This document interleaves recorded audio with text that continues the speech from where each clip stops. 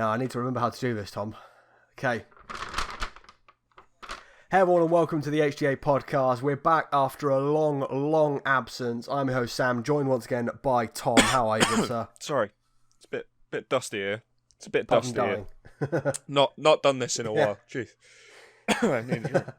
Yeah. No, I'm all right. A few spiders and cobwebs around my microphone, but we're good. Yeah. It's a bit kind of... It's been... a little bit cold. We've let it get a bit chilly down here, I think. It's been a minute, hasn't it? Yeah, it really has been. Yeah, so obviously the last time an episode of this went up was it June? I think it was when that episode went up. So. And we recorded that I think it was the end of June that episode went up, and we actually recorded it at the end of May. So we've got a good track record. I'm looking at the upload time, and it says 2 months ago from now. Now, for people being for people to be aware, right now it is the 1st of September 2021, so you're probably listening to this in about January. We're hoping to get it uploaded before Christmas. Fingers crossed, we shall see. Nah, we'll get it done, it'll be fun. Yeah, but it'd be perfect. We did all those other 5 episodes in good enough time, apart from maybe the second one and the 4th one. Sure. Anyway, moving on. That's all history, even though we'll probably end up reverting back to that in about 2 weeks' time.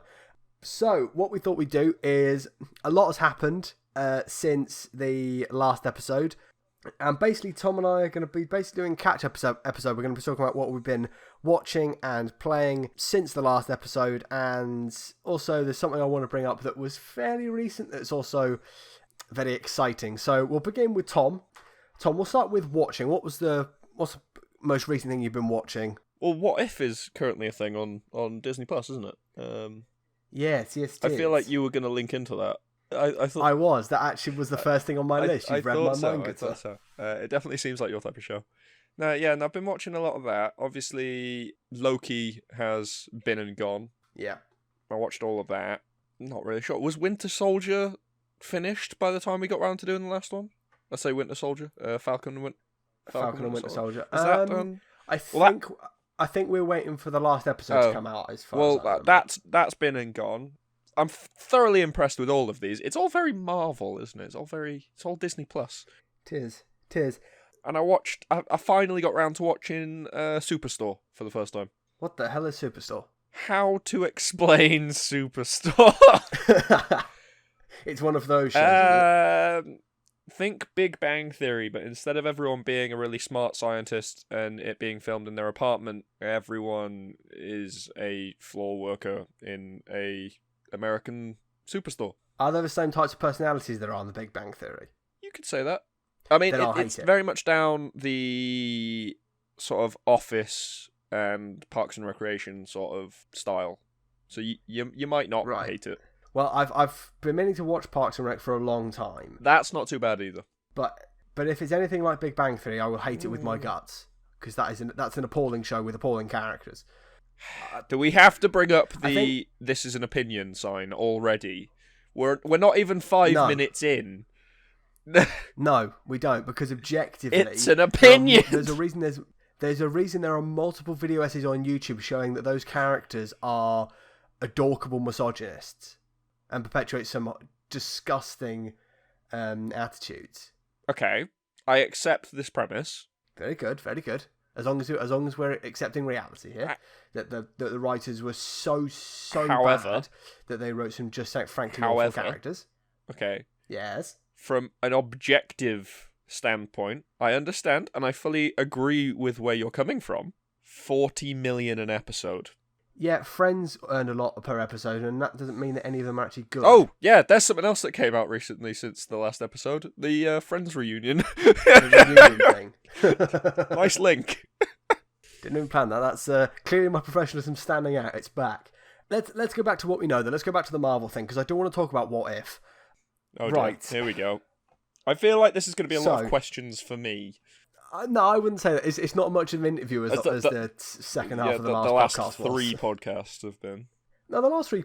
I'd say 4 and 5 were kind of definitely more discussion. As I said, the second half of the last podcast was definitely more of an interview than I thought it was going to be. It definitely felt like that.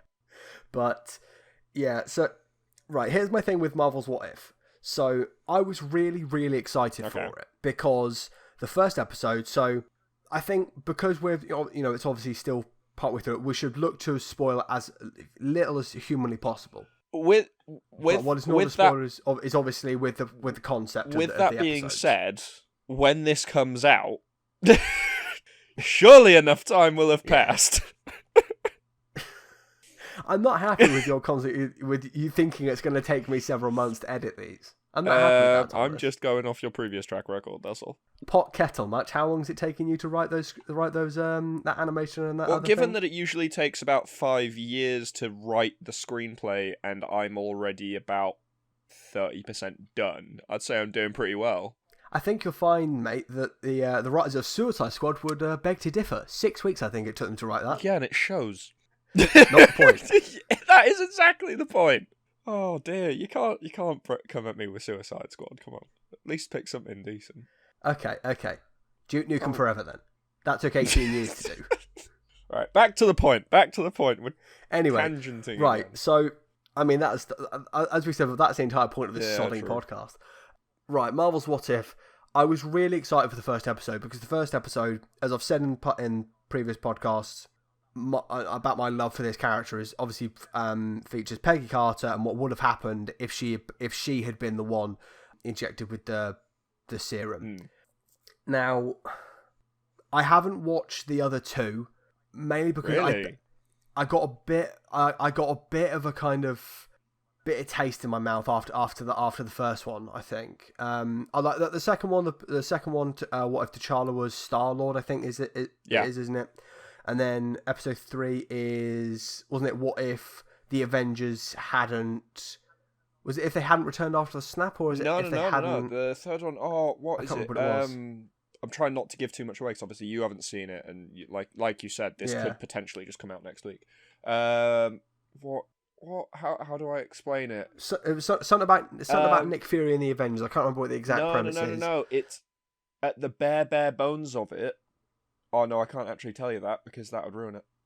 I was trying to remember basically when you go on Disney Plus and you look at the episode list, it tells you the name of the episode and then what the very brief synopsis of the scenario. I can't remember what it is.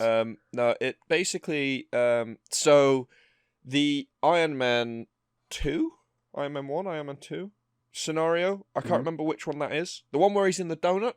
That happens. That's Iron Man 2. Okay, that happens the same week that the Thor 1, like when he comes to Earth for the first time, that happens, and the Hulk tearing up the university in the Incredible Hulk with not Gruffalo, Edward Norton, not Gruffalo. Yeah, those three things within the cinematic universe all happen in the same week. And that episode of What If is all about that going wrong. And it's got a really clever spin about why, but I can't tell you why because that would ruin the entire premise. That would ruin the story. They've done it quite cleverly, actually. You can't really talk about it without ruining it. So that's the premise of those episodes. As I said, the first one I was really excited for because, as I've said before, I love the character of Peggy Carter. When you watch the series Agent Carter, all the shit she goes through. You know, you can only sympathise with this character. Obviously, she is also a bloody badass. I don't know about what you thought, Tom. There were parts of it that I really, really liked. Yeah. But I didn't think that personally it's annoying. It's to properly talk about it. We've got to actually. It's a series. It's episode 1. If you haven't watched the first episode of this series, by the time that this thing's come out and you've finally got around to listening to us, because for damn sure this has been on the channel at least a week before you even gotten around to listening, it's your own fault. Yeah. Spoiler warning now. Yes. Episode 1 is about to be spoiled for you. Yeah, the idea that Howard Stark had used the Tesseract at the same time as the serum had been given to Peggy to also build basically an Iron Man suit for Steve Rogers, and that he is involved in the war as well, and all the stuff that surrounds that, and then what goes to happen at the castle, and I wasn't a fan of that.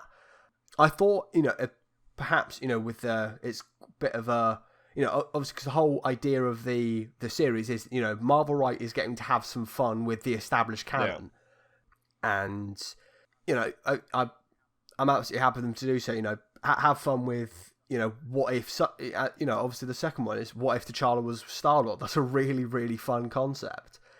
But I wasn't a fan as much as I thought I would be in terms of where they decide to go with the story beats of that episode. Yeah, it did seem a bit weird. Like, honestly, I didn't mind the fact that Steve was still involved in the war. Okay. I didn't like the fact that he needed to have the suit to be able to be in the war. Yeah. Like, I don't know what it was. Something in me, especially, it got to the train scene, and obviously, like, he goes and, like, gets knocked over, blah, blah, blah, blah, blah. Obviously, Hydra pick him up. Now, in the established canon, that's Bucky that falls off the train. It's not Hydra that pick him up. It's the Russians. No, it's the Soviets, yeah. Hydra just take him over later, but it's the Soviets that get him from there. So, surely, that should have been Steve Rogers is then taken by the Soviets. Bucky then turns up later on to help her with whatever is going on. Yeah, and then, like, they could have done something really cool and, like, fast forwarded to, like, modern day, like she did right at the very end, and suddenly the Winter Soldier is Steve Rogers. And I thought that was a really cool thing, and I thought that was where they were going with that, and then obviously so did they didn't. And I think they probably thought that was a really cool twist, but not really. And also, the fact that, because obviously that is kind of the main emotional... It's the first of the two main emotional things about the first Avenger film. It's about that Bucky is, lost, presumed dead, and then that Steve ends up in the ice. As you say, the fact they just went, no, Hydra found him, Hydra knew where he was, is a bit kind of... Yeah, especially with, like, that's an entire, like, mountain drift worth of snow just fell on him. Yeah. Yeah, he's in a metal suit, but still... The other thing for me was, I mean, what I will say to the episode's credit is I quite liked the way they invoked Peggy basically going forward into the future, and her being in the quote unquote modern timeline. I quite like that with her, obviously on the other end of the Tesseract portal. The other thing I will say about Rogers being involved in the war in the mech armor, I don't know about you. This might just be, but feeling a little bit protective over Peggy Carter, the character, because this is meant to be focused on her, is I did feel that him being in the suit did detract a little bit away from the focus being on Peggy. Yeah. I felt like she was almost, like, not entirely pushed aside, but a little bit... I know where you're coming from, and I know exactly why, because are you struggling to figure out why, but you know that it did? I can tell you why. Yeah. It's a Mark 1 helmet. It's the Iron Man Mark 1 helmet, and in the back of your mind, you know exactly what the Iron Man suit can do. And you're looking at that and going, well, that's an Iron Man suit. Yeah. And it's like, he can do all this stuff in 1943. If they had changed it up and maybe, I don't know, completely different style of mech suit, maybe, like, stuck... Yeah. This is just me being the... maybe like stuck a cannon on his arm or whatever, like made it look very visually different to any of the Iron Man suits, War Machine, Iron Patriot, any of those, made it very visually different, but still gave him the mech suit to be able to fight, you wouldn't have the same issue, because you'd look at him and go, that is Steve Rogers' metal suit, it doesn't have a name. But you're looking at it and you're going, that's a Mark 1 helmet, therefore, that is an Iron Man suit. Why is Steve Rogers in an Iron Man suit? That's Steve Rogers in an Iron Man suit. Suddenly, Captain America plus Iron Man equals strong and stronger than any other character. Yeah. And that's what's happening in the back of your mind while you're watching that. I think also a little bit of it was the fact that, they mentioned that, that suit that Rogers is in is basically indestructible. and it's got all these different powers and stuff. And so I'm sat back thinking, well, you've made this great suit. What's the point of Peggy then? And this is meant to be her kind of focused what if episode. You know what really annoyed me? The thing that annoyed me the most, and it's something really stupid, but it really annoyed me. In canon, Steve Rogers gets the serum, and he has to put on the stupid outfit and go do all the speeches, blah, blah, blah, blah, blah, blah, blah, blah, blah, right? When it came round to him actually getting into the fight, finally, he was allowed to choose his own suit, choose his own shield, and choose his own team. For Peggy, it was just given to her. She's in a bar, and he just comes out and is like, that's your shield, that's your suit. That's your suit, yeah. She didn't get a choice like he did, and it wasn't shown that she got a choice like he did. He was given, what is that? Like, maybe 10, 11 different shields? And he picks the one that they weren't even going to go for. Yeah. They said, "Oh no, you can't have that one." And he's like, "Why? It works.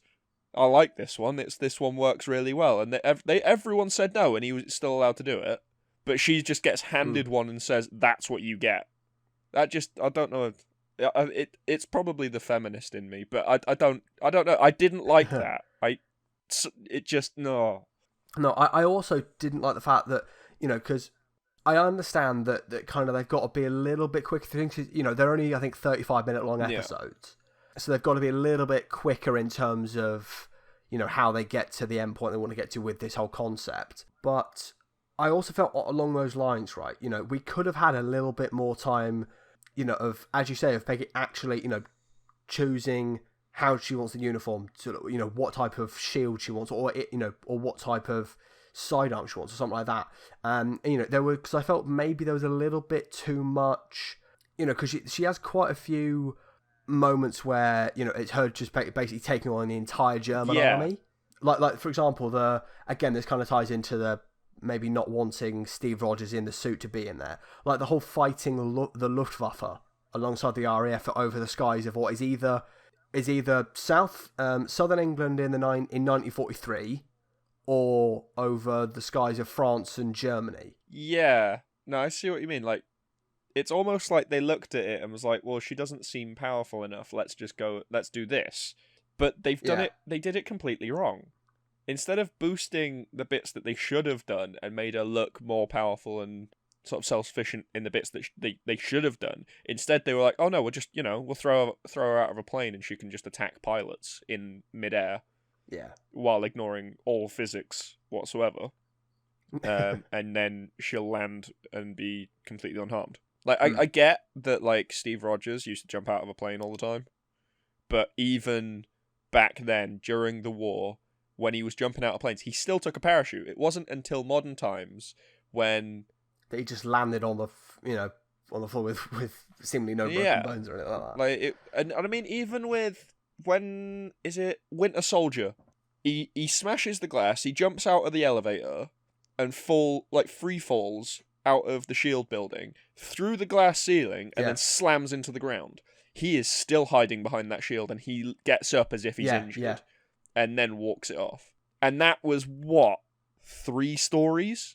We're talking these planes are probably 10,000 feet up, if not more. Yeah. Fighting. And she's expected to just land that with nothing. It's not equalizing right. The writers are not thinking right about what they need to do. This links back to a previous conversation we've had on here about the whole inclusion thing. What they're doing is they're doing it because they can. They're not thinking about the reasons behind it. And this falls back into thinking that the audience is just stupid and will accept whatever, when actually the audience know what they're talking about and probably are bigger fanatics than the writers themselves. Yeah. I.e. me and you. Yeah. I as I said, like I overall probably enjoyed the episode, and I'm sure I'll enjoy the other episodes, but I feel like there's a bit of as I said earlier, there's a little bit of a bitter taste left in my mouth because of just these elements that didn't really work as well, I thought. And it's the fact that it's your thing also, thinking about it. They changed some of the... I know, to preface this, I know the whole concept of this show is that they are changing the established Marvel canon. But even the small stuff, like the one that got me was because the way the narration set it up was that the whole, basically, the multiverse shift was when Peggy Carter said, "No, I don't want to take my place up in the booth." But they didn't take their place in the booth. They were all stood on the ground. So for some reason, her decision changed what everybody else was doing. Also, did you notice that the German dude, right? She said no. But that German dude that blows the thing up had already put his thing in place. Long before the decision came to her, he'd already put the explosive downstairs as opposed to putting it upstairs.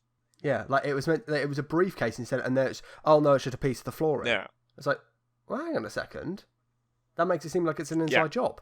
Also, he took, instead of taking the one extra that should have been sat there, he went and took it from the actual machine. Yeah. So there are flaws, and I'm not gonna lie, there are flaws similar, like along the similar lines, and similar to that in the next two episodes as well. Yeah, I had a feeling that this might be a bit of a pattern in the episodes. There are flaws that either leading up to the before the what if, where it's still technically within the Marvel canon, or stuff that just doesn't quite sit right. Yeah, it's misalignments and things. Yeah. But yeah, it's. Hang on, let me. I was going to. One thing on. to praise is that I thought it's Wednesday, isn't it? Yeah, episode 4's out now. I haven't seen that one, and it says Doctor Strange, so it should be. Okay. Oh yes, it's the Spider-Man Doctor Strange thing. I think that I've seen on the cover photo. Hang on. The what show. if Doctor Strange lost his heart instead of his hands? Curious. Oh, okay. Sounds quite good. But yeah, no, the first one was just a bit. Yeah, I was going to say the one thing to say that I did really, really enjoy. I thought the voice cast was really good.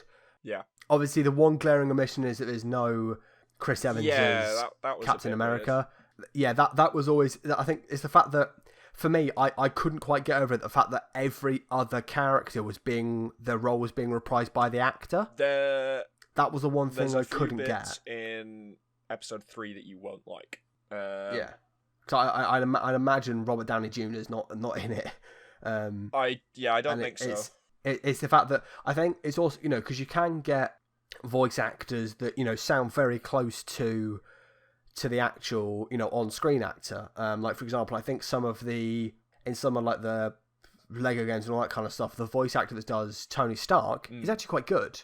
From what I recall, it's been said that the voice actor that does the voices Vader was just a fan that did some of the voices, and some of the animators saw him and go, actually, you're really good. We'll bring you in to do it instead of getting James Earl Jones to do it. So it can work, but it's just the fact that every other character, their role was being reprised by the actor, and then the lack of Chris Evans, I could never quite. No, I know what you mean. Get that. I don't think James Gunn came back for Yondu's sidekick in the second one either. I think that's somebody else. Oh, okay. But the guy that played Yondu is back. Chadwick Boseman actually recorded his lines for it before he passed. So it is actually Chadwick Boseman. The second one, so the fourth one came out today.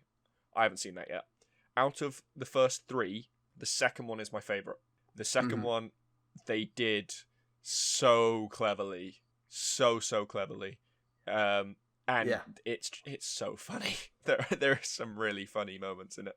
But there's episode in episode 3, there's parts I know you won't like because they're just repeats of scenes from the movies with the same actors reading the same lines, but you can tell that it's different because they're reading them with a different tone of voice or at a different speed.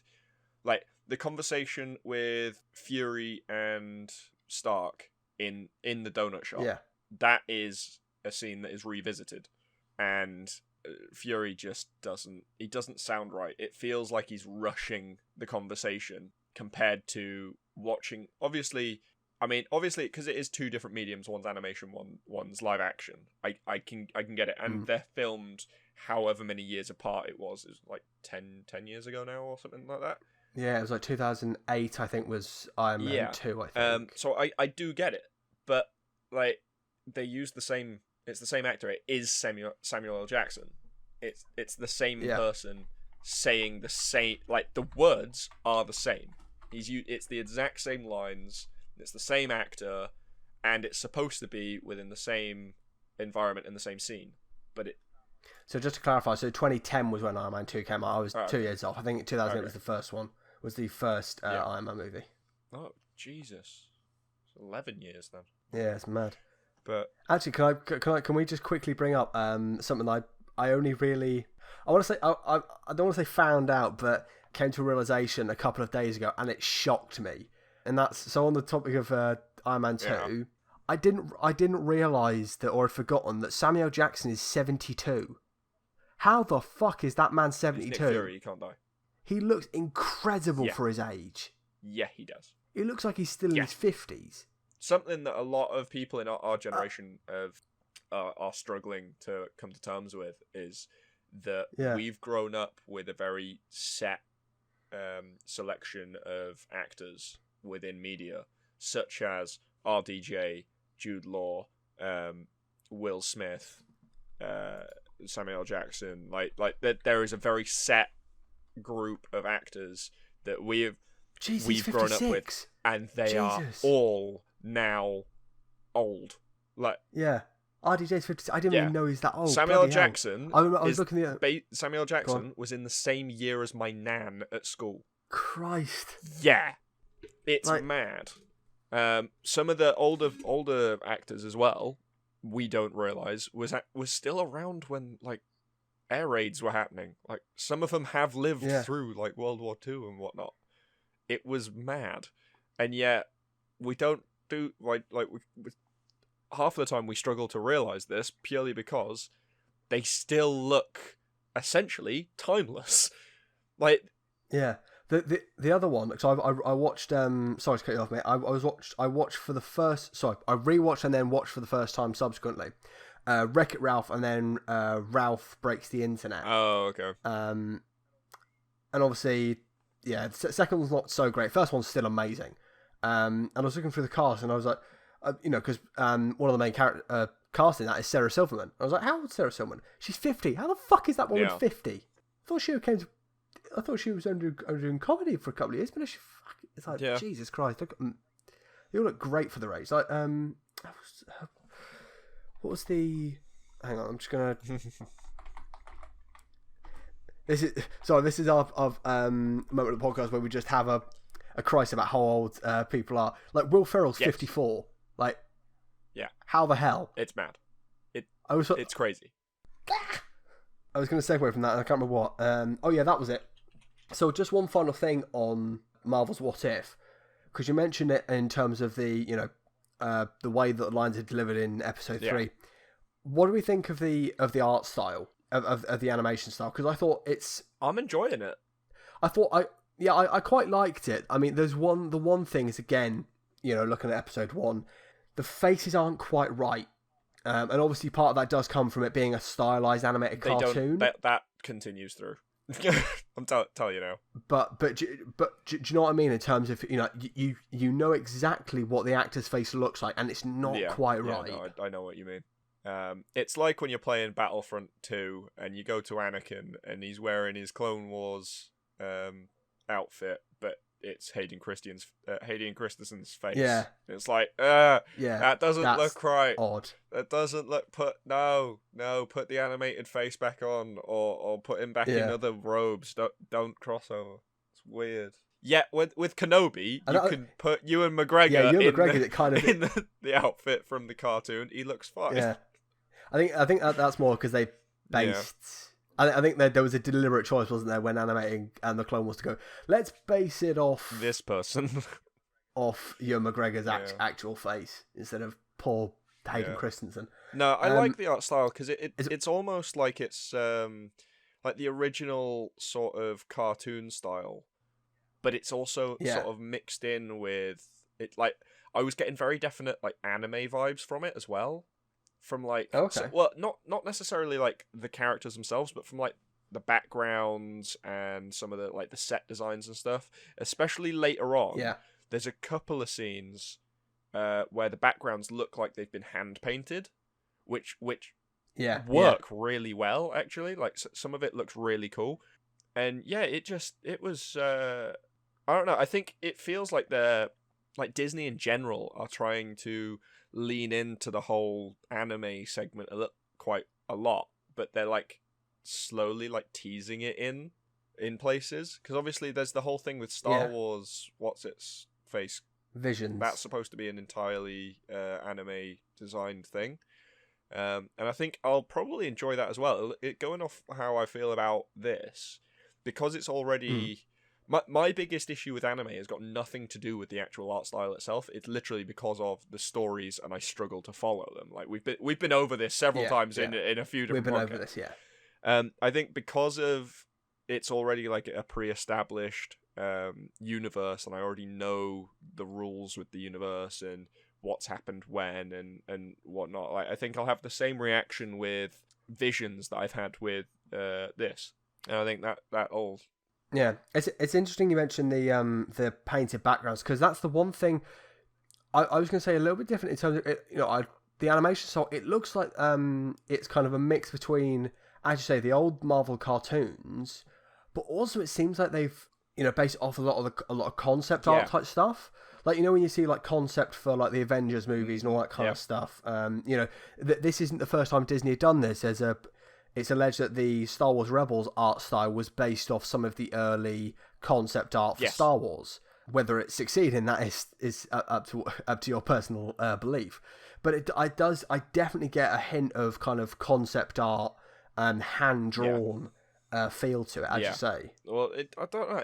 It works as well. Like they've not just sort of thrown it in like they drew something and they can't be bothered to make it into something decent, so they're just throwing it in. It is high quality and it works. They've blended it all together really, really well. Yeah. Next. Next, okay. We mentioned it obviously. So episode 4, we know it's obviously come out this week, and that features Doctor Strange. I watched for the first time Doctor Strange movie. The actual movie or the cartoon movie? The actual movie. So I hadn't watched the movie before. Obviously, seen the character quite a lot in Benedict Cumberbatch's portrayal of the character quite a lot, and obviously all the Infinity War. What do you think of that accent? It's so much worse in his actual standalone movie than it is in any of the crossovers. It is a tad ropey. He can't. He really struggles with an American accent. He's been getting better, but in that movie it really shows through. Yeah. I said to someone that, so for those that don't know, I work in a hospital, and the first kind of 15 minutes of that movie, when it's all the stuff in the surgery, I'm sat back going, that's not Amos. Why are you not wearing this bit of kit for when you're using this piece of equipment? That's not right. You're not doing that right. Yeah. I don't know why. It's just because they've got obviously they've got all the right names of equipment, all that kind of stuff. But I'm sat there thinking, like the main one is when he's using the drill on the was it on the brain or the spine or something like that? There's some thing this poor patient's got, and he's not wearing a mask. And I'm like, it's got like splashes and stuff. Why are you not wearing a mask? And that's just the portion of my brain that's stuck in work. But I that's a unique thing that they filmed it in a hospital. I mean, you can tell, it does a panning shot. So I'm like, yeah, I've done that, that. That wasn't a reconstruction. That's an actual. They went to an actual hospital on a day when they could go in, and they basically took over half a floor for a day. They got in, they got all the bits they needed, and then left. There's a couple of bits. So the shot when it's just the theater and like the cupboard where he comes out the cupboard and goes straight into the theater. That is a soundstage. But the majority of like the hospital bits are that it's a real hospital. So it just adds that little bit of panache to it, doesn't it? But I overall, where would you say Doctor Strange stands for you personally in terms of like your favorite Marvel movies? It's not a bad movie. I wouldn't put it at the bottom. I think it's somewhere in the middle. There's so many Marvel movies now. I struggle to keep track of like where I'd rank them. I've basically just got like 3 buckets now. It's like bad movie, good movie, not bad movie. It's okay.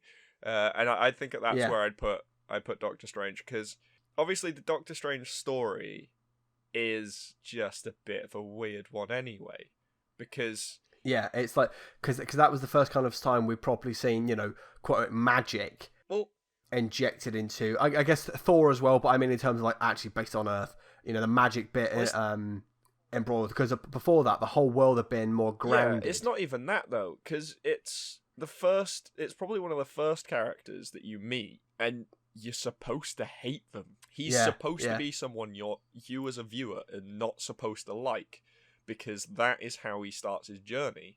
He wants to I mean, I guess Tony Stark as well. Kind of, but you don't really see that side of Tony Stark. Like, there's the first 15 minutes of the first Iron Man movie, you see him being... Yeah, I guess so. Is it even that? Like... I mean, you get more kind of flavor text from Iron Man 2 and 3 in terms of the flashback scenes and stuff. But by that point, you've already kind of built up what you think about Tony Stark. Yeah, Iron Man 3 is where you really see it, because they do that big flashback with like the elevator scene. He tells the guy to go up onto the roof and all that sort of thing. And he's got like almost like a charming arrogance to him as a character throughout anyway. Yeah, I guess so. It's that kind of it's the same thing as Bruce when Bruce Wayne's being an arrogant twat. Is the playboy billionaire philanthropist kind of charm to him. But also with like Iron Man. So Iron Man's thing is he's creating weapons that terrorists are now using to kill innocent people. So he feels morally like he has to get involved. So he then goes off on this tangent morally, saying I'm responsible.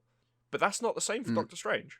Because he's in a car crash, and the first, 30, 40 minutes of the movie, if not more, him trying to find the easy way out. He's the rich dude that he doesn't care how much money it costs. He wants his hands back. And he will go and pretty much do anything to do that, because he's that selfish. He's a character that you're supposed to hate at the beginning, and the whole sort of story arc of him becoming Doctor Strange is him also becoming a better person, because he goes from being the most selfish person in the world to being essentially a monk. And I thought that was done quite well. They did that well. It's just weird. There are not many other storylines that are all along those lines, where you start off with someone that you're supposed to hate, and you end with the same character, but you don't hate him anymore. It's like an entire redemption arc, despite only just meeting them. Yeah, it's a very kind of unique approach to especially a superhero's character. Yeah, because superheroes more than many, I'd say probably many other characters, have got very defined good guy, bad guy. Yeah, those are set in stone. Because the whole concept of anti-heroes is actually relatively new in comparison. Yeah. You got characters like Deadpool, like Harley Quinn, other anti-hero characters. I can't think of any more off the top of my head. But I can see the character. What's his name? Deathstroke. Basically Deadpool's DC rival. I wouldn't say Deathstroke's an anti-hero. He is classified as an anti-hero. He's definitely more of a villain. No, he does all of the wrong things for the right reasons, and that is the definition of an anti-hero. Well, is one of the definitions of an anti-hero. I mean, I'd say that more applies to Deadshot instead of Deathstroke. Deadshot it's classified same guy. Not same guy. Same thing. Deadshot is also about half the Suicide Squad count as being anti-heroes technically.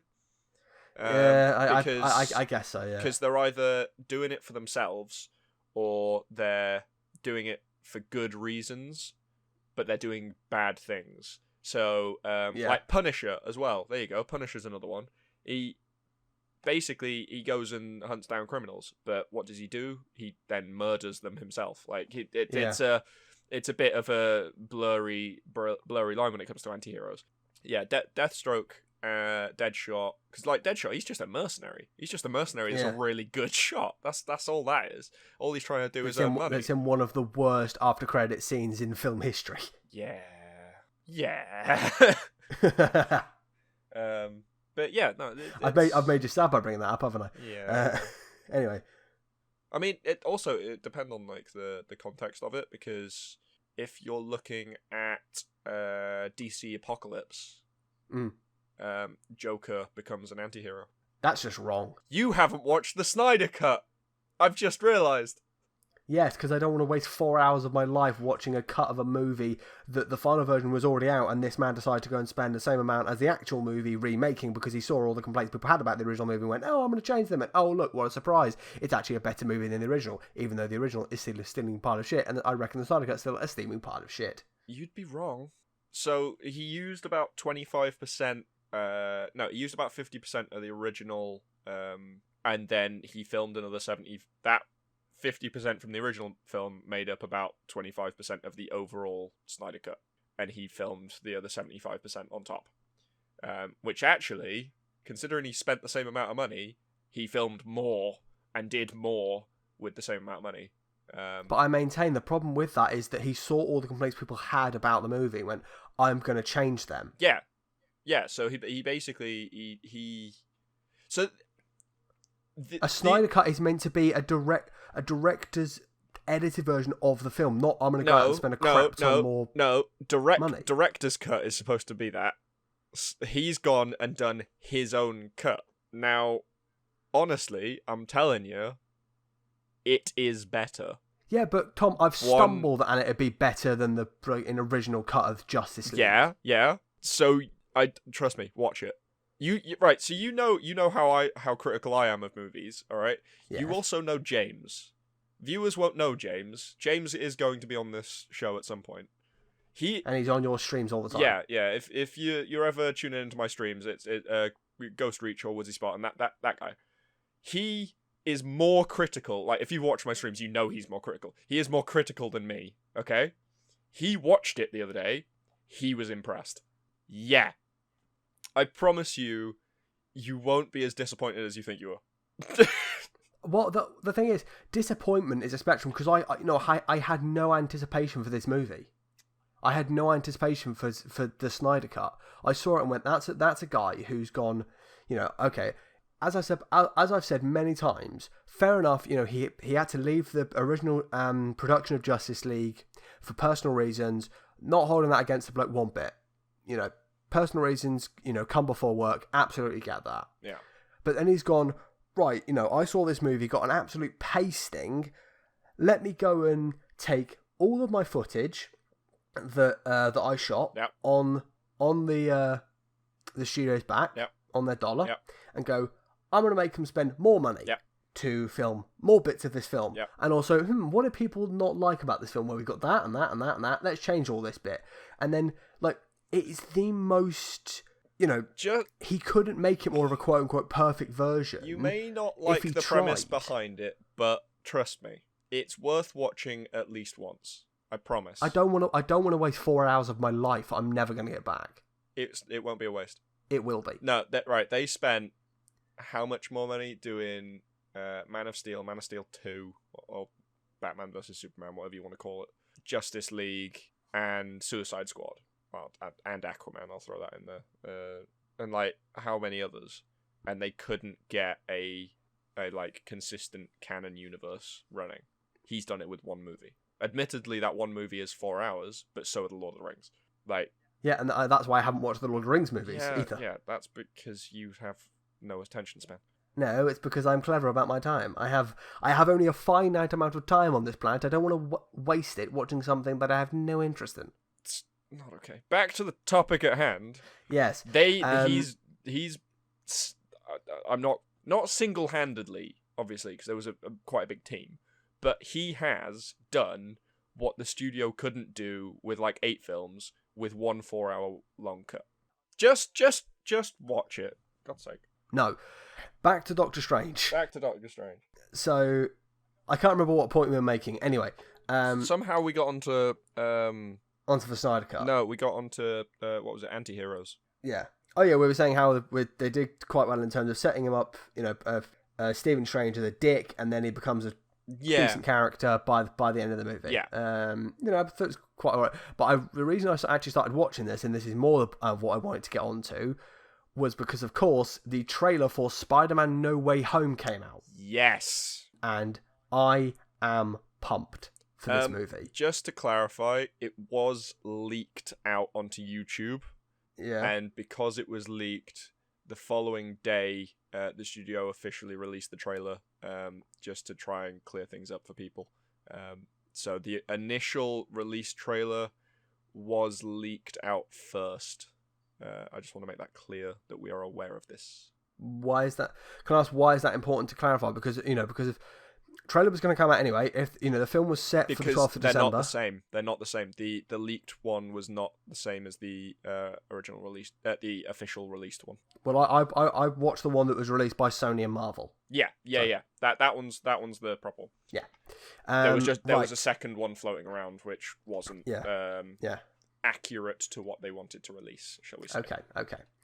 So, where should we begin? Should we start with what I'm almost looking forward to as much as seeing the Rose Gallery, and that's basically a movie filled with the chemistry between Benedict Cumberbatch and Tom Holland, because they've always been partnered up in interviews, and there's such a good chemistry between those two. I can't wait for a movie where it's just them, pretty much. Yeah, that's going to be so much fun. The fact that obviously now Stark, for those that don't know, now Stark's gone. The fact that Peter Parker now doesn't need, but has essentially an open slot for someone to be like his mentor, especially now that obviously did you watch Far From Home? Yes, of course it is. Yeah. So now with his identity being like publicly known, yeah, having someone to talk to about it and somewhere to go that he's not worried like he's going to get into trouble or whatever, that is basically it's something I think the character needed, and Stark was that for him before it all exploded. Now everything's exploded, and now he's worried about it. Finding, obviously, Doctor Strange to help him. In real life, Tom Holland and Benedict Cumberbatch are an amazing duo. The characters themselves were an amazing duo in Infinity War. Yeah. And just it's gonna be. I'm excited. I've never, even with the past two, I've never been excited about a Spider-Man movie, but this one, I am actually excited about. Even just the small opening moment of that trailer, where it's like, Doctor Strange, I need your help. I think we save the universe. I think we can drop you calling me sir. Okay, Stephen. And it's just that moment of... That's weird, but I'll accept it.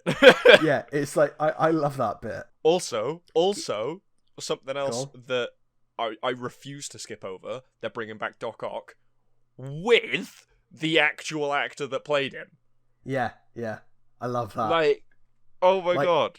I'm so... Shivers down the spine when I heard his voice and his face came up on the screen. Yeah.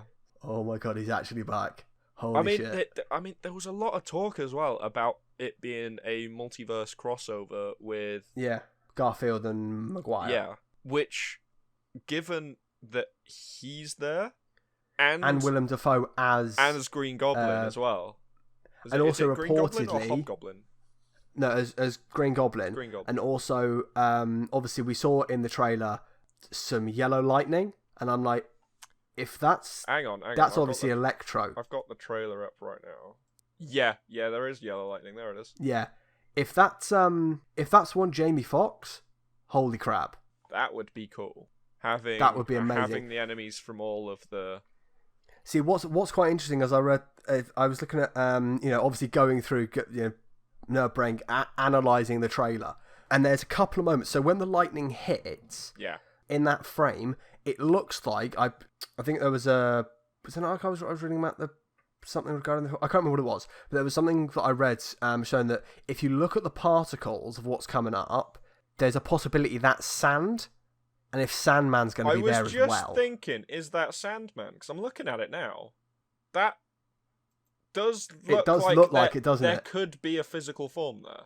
Yeah, because the other one is the that I was really, really trying to study was there's a frame. The shot after that is of Peter Parker standing in front of it's a very, very black shot, so you can't see a lot. There's something in the behind him. Oh, are you thinking, what is that? It's like black and red-ish. You know what I mean? It's it's almost like an archway. I'm thinking, is that Venom? Surely not. I doubt it. I doubt it'd be Venom, especially with Tom Hardy doing with the second Venom movie coming out. With Sony. But what we need to remember is if they are going to go for, because obviously it's mentioned in the multiverse is a thing we know frighteningly little about. If I must caveat this with, if we're going to be having Goblin, Electro, who else did we say? Sandman, Doc Ock, Eddie, what was his name? The actor that played Venom in Spider-Man 3. Oh, yeah. Topher Grace. Yeah. Could that potentially be Topher Grace's Venom? That would pop me huge if that was. That would be so good. There's more than one trailer out now. Well, there's one that I think is a bit of a mashup. It's from Screen Culture that I'm I'm not sure about that. But from what I saw, there's one official trailer which is out from Sony and Marvel. I haven't seen any more. But I should also mention that, again, during the screen analysis thing, going through, there's a moment where he's running through a canteen and he's in a black suit with a little bit of gold trim. But it's the Tobey Maguire style suit. Yeah. With the exposed webbing, and I'm like, this is getting that suit, fan service levels. If you look at where the yellow lightning lands with all the dust, he's wearing that. That's what he's wearing. Yeah, oh, I see what you mean. Yeah, this one is a bit, because there was Garfield with Gwen. Yeah, they've tried to. I think when whoever's edited those clearly think, let's try and get some views on the fact there are rumors there's going to be kind of multiverse crossover between those three Spider-Man. But of the official trailer, it looks incredible. I can't wait for that to come out. And again, as you said, the fact, you Willem Dafoe back as Goblin, that laugh was such a great moment. I mean, that's all they needed to do was do that. The laugh and then the subtlety of the Goblin bomb. But so good. They didn't just do that. They did Doc Ock as well, and I knew this was happening, but I only found they only released the information about that bringing back Doc Ock 2-3 weeks ago. Yeah, that's only been common knowledge. Well, I say common knowledge. That's only been public knowledge for a very. Wasn't it something like the act confirmed in an interview or something that he'd been on set? Yeah, or he'd been spotted on set or something like that. And I think he shouldn't have done that either. I don't think he was allowed to do it, but he did it anyway. Yeah. Can we just say again, in terms of great moments, again, a kind of a shiver, as I said, in terms of the Goblin laugh, again, the shiver up the spine of the octopus claw and the Hello Peter it was amazing watching that and that moment. And I also love the fact that then it cuts straight to Peter and he's wearing the metal suit. Yeah. And I'm like, okay, because it shows him, obviously, not to get into too much analysis of the Spider-Man lore in the trailer, but we've gone there already. Because obviously he's wearing his black and red suit that he had made in Far From Home. Yeah. The black suit with the gold trim, which is the Tobey Maguire style. I think there was a hint of, from what I saw, one of the shots, he's got a bit of blue on one of his suits. Yes. And then we've got the Iron Spider suit. Yeah. This is going to be so good. Sorry, I just found a 2-minute short video. Yeah. That someone has made. And they're like, oh yeah, so this is the new No Way Home trailer. And you can watch it, and you can pretty much tell where they've taken the clips from that are not, they're just not, it's just not. Because it's can't remember which one. It was one of the original 3 Spider-Man movies. Willem Dafoe looks up to his balcony in his apartment, and the statue's talking to him, and he looks up and is really scared. That was the first one, I think. They used that scene, but instead of the statue, it was a Doctor Strange portal that had just appeared. Oh, okay. Which is quite funny, and I they used like Doctor Strange. There was the scene from Doctor Strange where they're out in like Shanghai street or whatever, and then he'd replaced everyone but Doctor Strange with like one of the different versions of Spider-Man, and then Daredevil was there for some reason. Well, obviously, we as we said in one of the, might have been the first podcast we did, there is rumours that Charlie Cox, who obviously played Daredevil in Marvel, was on set. We shall have to see if he turns up. Please. Which would be cool. It would be really cool if he did. Please. I want Daredevil to be canon. Yeah. I want Punisher to be I want Daredevil to be canon. I want it all to be canon. It'd be so good. They went out of their way to make it. Why not just stick it in there? There's no reason why they can't. Bloody Marvel. What? Why does this always end up being a Marvel conversation? Well, because Marvel is consistently great and DC isn't. I thought you were against big companies. Well, I'm already being chased down by that weird giant inflatable Disney-headed thing with the giant pen that's going to be claiming everything if I don't make my own paper or whatever.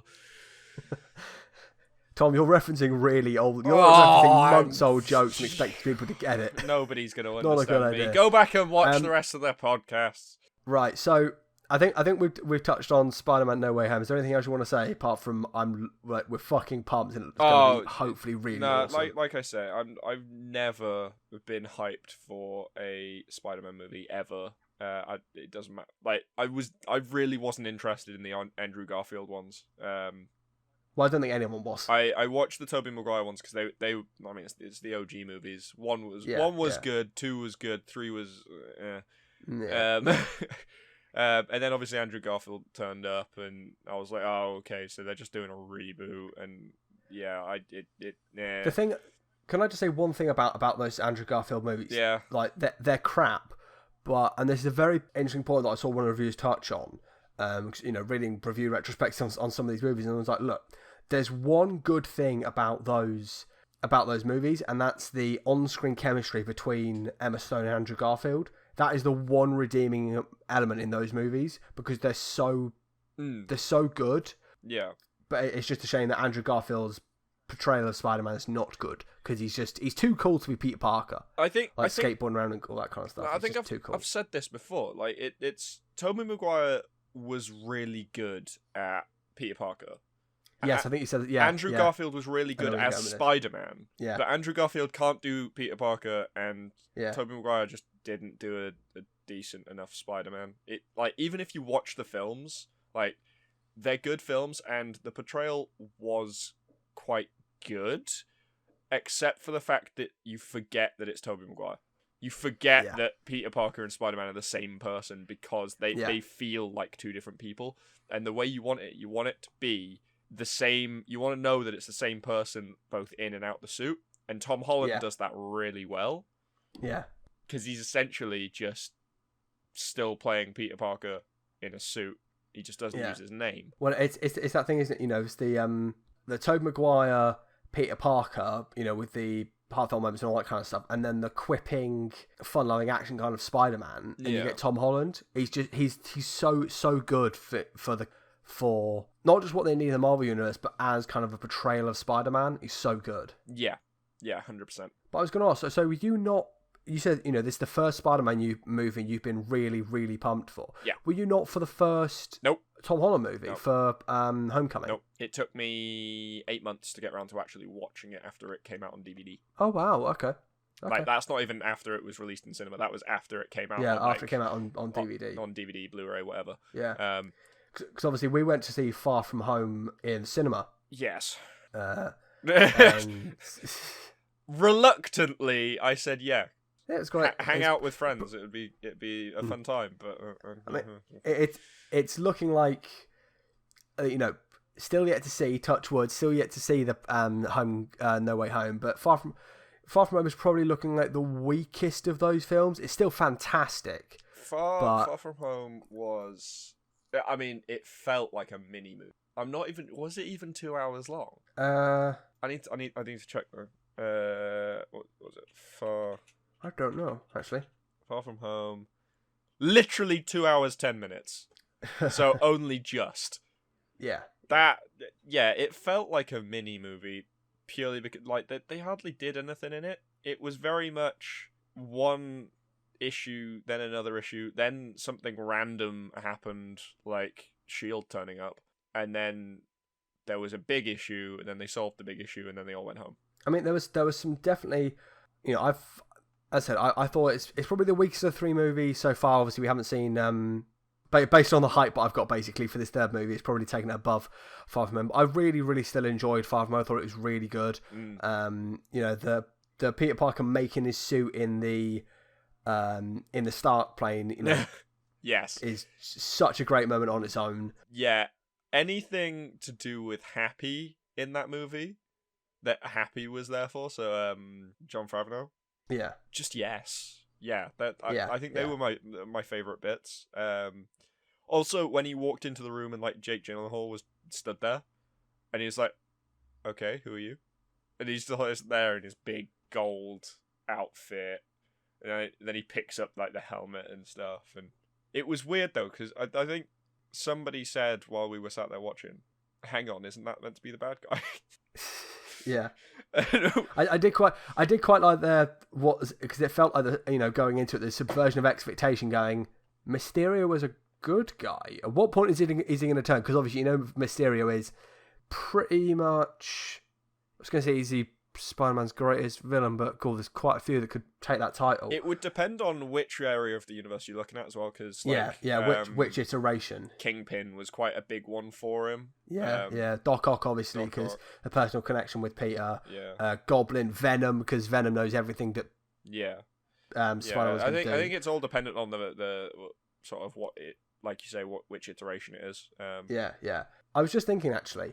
Obviously, we said that Far From Home is just over 2 hours long. Yeah. I wonder if it would have felt like, a bit better because, having seen all the deleted scenes they took out that were in the trailers, of him, getting ready to go away, but still doing his Spider-Man stuff. Yeah.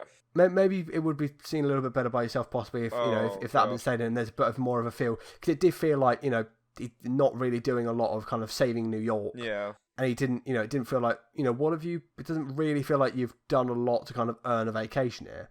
If they'd shown a little bit more of him actually, actively saving the city and maybe get a little bit tired, then you could kind of justify the whole thing of him needing to go on a summer vacation. Yeah. I'm just looking at Homecoming as well. Homecoming is only 2 hours 13, so it's only 3 minutes difference. This is ridiculous. Is it really? Yeah. It feels a lot, it feels a bit longer to feel that does. That's, Michael Keaton likes to add time, doesn't he? He talks very slowly when he gets going.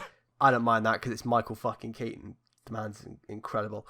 Right, Thomas. Yes. I think we've touched on Spider-Man. There's something I want to touch on that I finished watching season 1 of last night. Yeah. I want to touch on now because we've got about 45 minutes left of the podcast. Okay. And we've talked a lot about movies and stuff. Okay. And I want to get to if there's any kind of games or anything you want to touch on. But I want to go for this first, kind of a culmination of TV stuff. I think I know where this is going. What do you think I'm going to bring up? No, keep going. I recently finished Star Trek Lower Decks. Oh god, don't. And I really enjoyed it. I thought it was quite. No. There are some moments where I'm like, this is just No.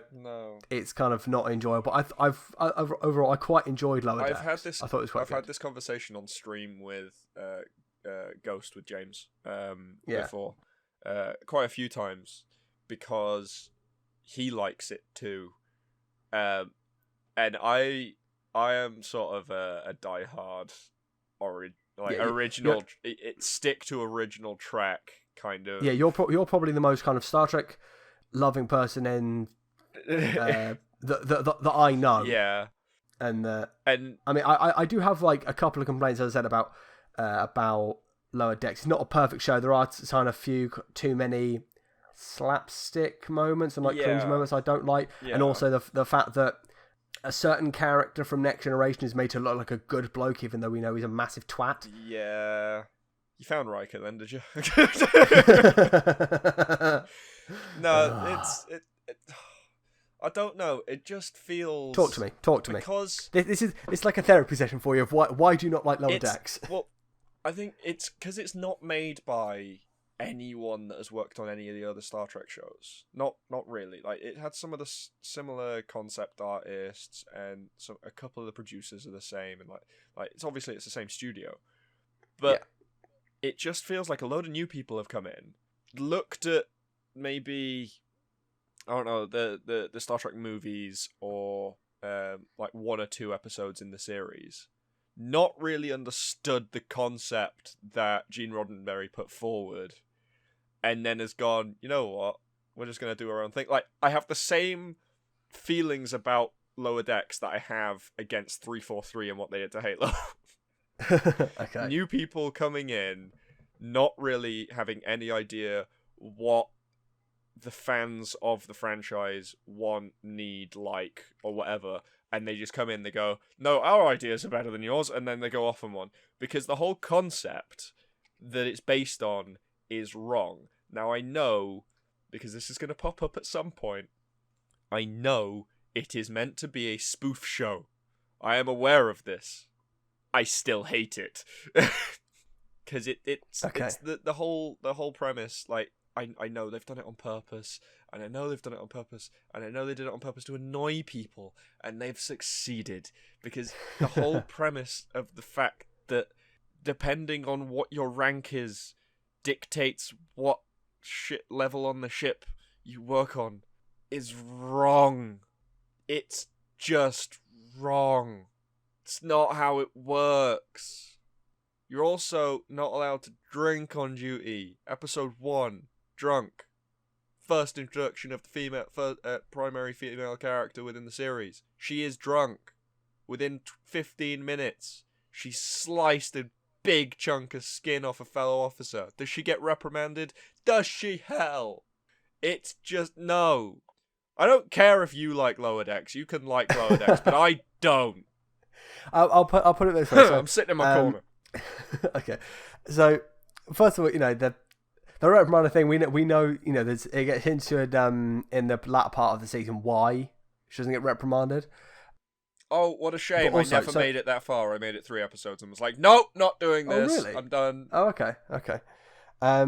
So, as I said, what I should preface this with is I've never been a massive fan of Star Trek, which is maybe why I like this. This is true.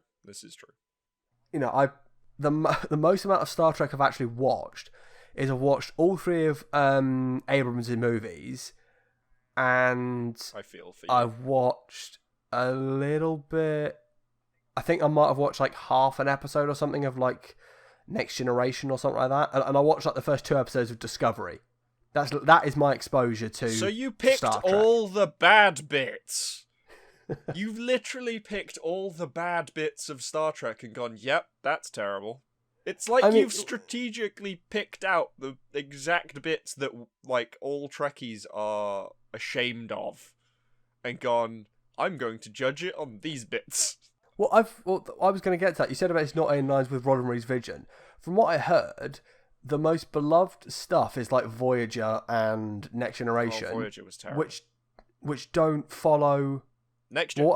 Just from what I've heard is those are the things that are most loved by Star Trek fans. And apparently, from what I've heard from a lot of Star Trek fans is those don't follow Roddenberry's vision.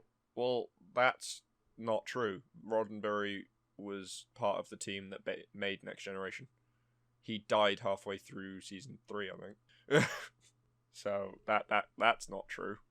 Roddenberry was still around when Next Generation was being made, and that set the premise for Deep Space Nine and Voyager. But the whole premise behind it is the betterment of humanity. That is literally it. Is we need to better ourselves to be able to move forward, and here is essentially some examples of what could potentially be found in the far, far, far future if we decide to change. And he was doing this back in, like, I mean, when was the original series? Like, I don't know, 20s? 30s? and it's What the I hell? don't know. I thought it was bloody hell. That's a. The original series. I mean, those dates are probably wrong. You've got Google for a reason, Tom. Yeah, Let's have a look. I'm on it.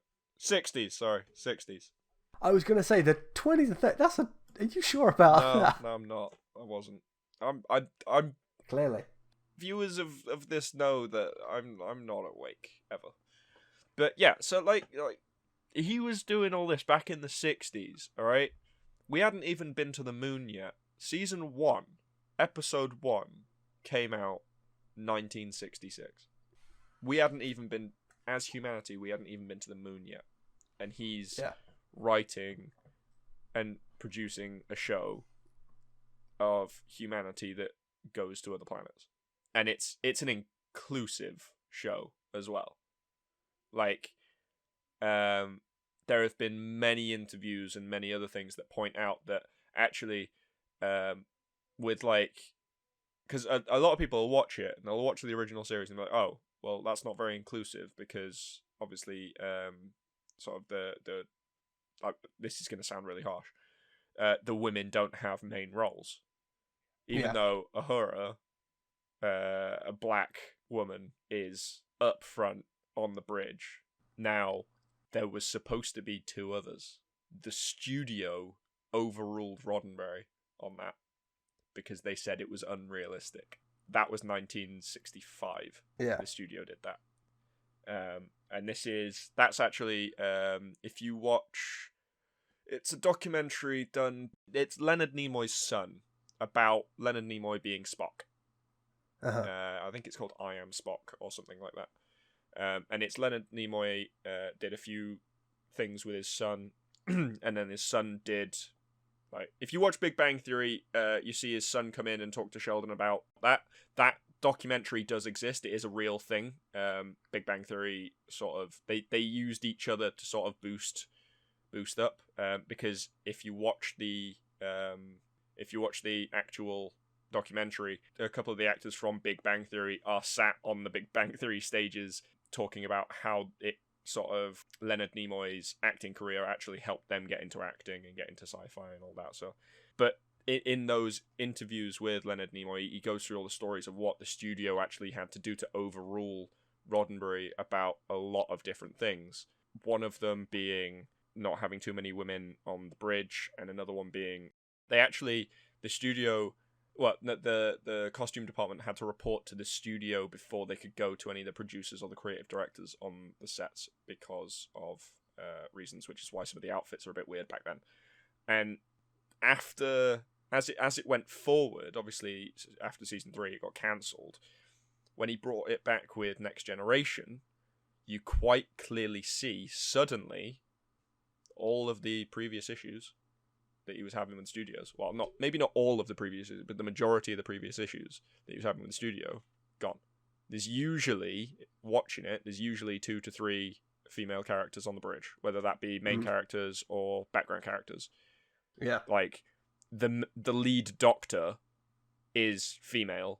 Even when they changed out the doctor for another actor and a different character, still a female doctor. And you'll also see unisex uniforms. Throughout the entire series, you've got both women that are walking around in like full jumpsuits like the men were, or like trousers and jacket like the men were, or alternatively you've got men walking around in dresses, quite clearly in the foreground in quite a few scenes. Like it's something that was supposed to be massively inclusive, and that continued from Next Generation through Deep Space Nine, through Voyager. I don't like Voyager.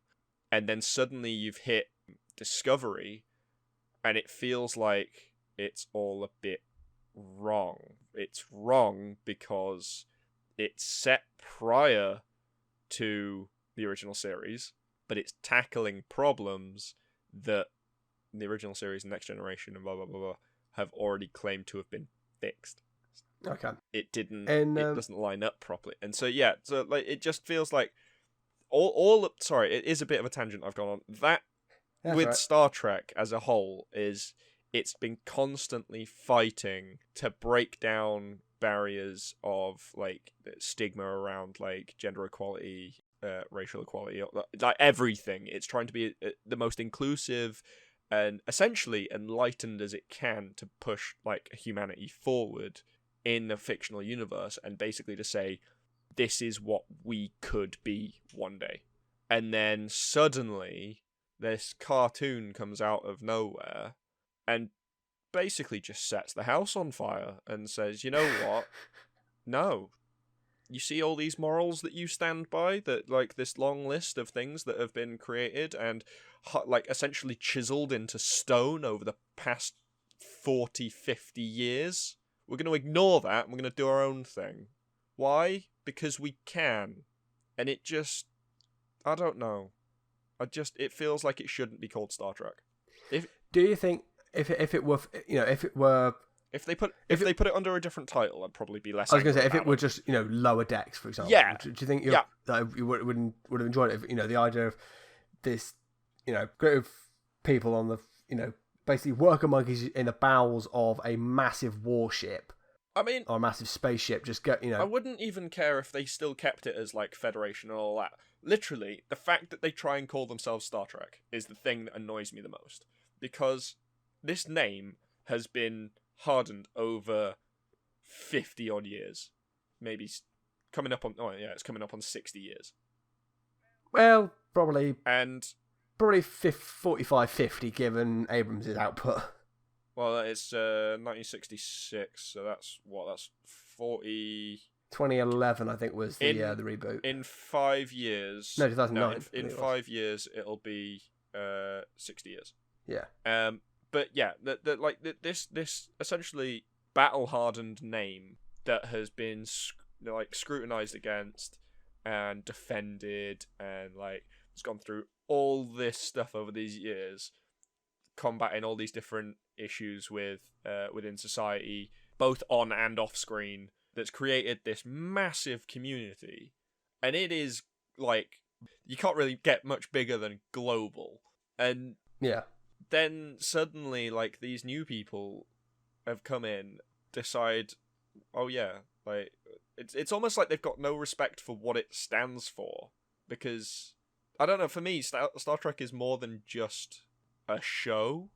It is essentially, I think for me at least, it's essentially what Roddenberry initially thought, I think, was that it is something that like humanity could become this spacefaring civilization that like has eliminated hunger, and like there's no more need for like currency, and personal wealth isn't really a thing that like we need anymore. Like, so we solved world hunger, and like there's no requirement of personal greed. It's all to like everything anyone does was towards the betterment of humanity, and like doing stuff because you want to, not because somebody told you to. And then this, I don't know, Lower Decks just feels like it's come in and gone, nah, do what we want. And yeah, it doesn't feel right. I struggle to put it into words. It's not okay. It's not okay that it. I mean, I could compare it to essentially like like motorcycle clubs. Yeah. You know how some of them, like Hell's Angels and stuff, they get so. It's not just a patch that you get when you join a club. Like, it's a community, it's a family. It comes with a certain level of respect, and you have to earn it. It feels like that's what the name Star Trek is, and this is sort of like an imposter that's just gone, you know what, I'm going to take that name. I don't care what anybody thinks of it. I'm just going to take that, and then this is how I'm going to represent it. And it just no. I mean, but what I would argue, because I'd say I've got a similar kind of stance in terms of with regard to other things like I think I've stated on the show how much I hate what Disney had done with the Star Wars franchise post Lucasfilm buyout, but there are certain things, there's small things they've done well.